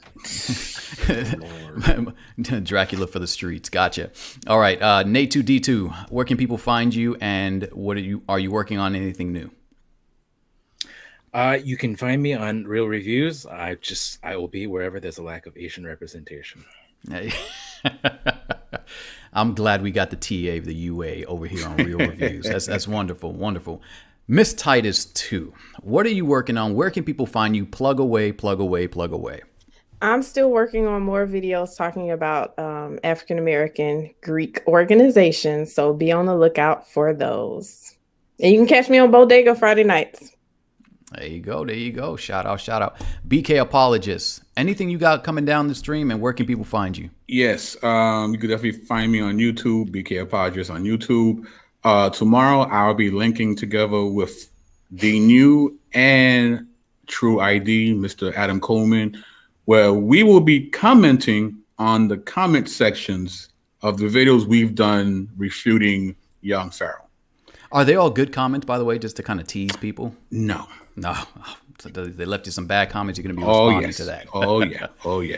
And then on Thursday, I think it's Thursday.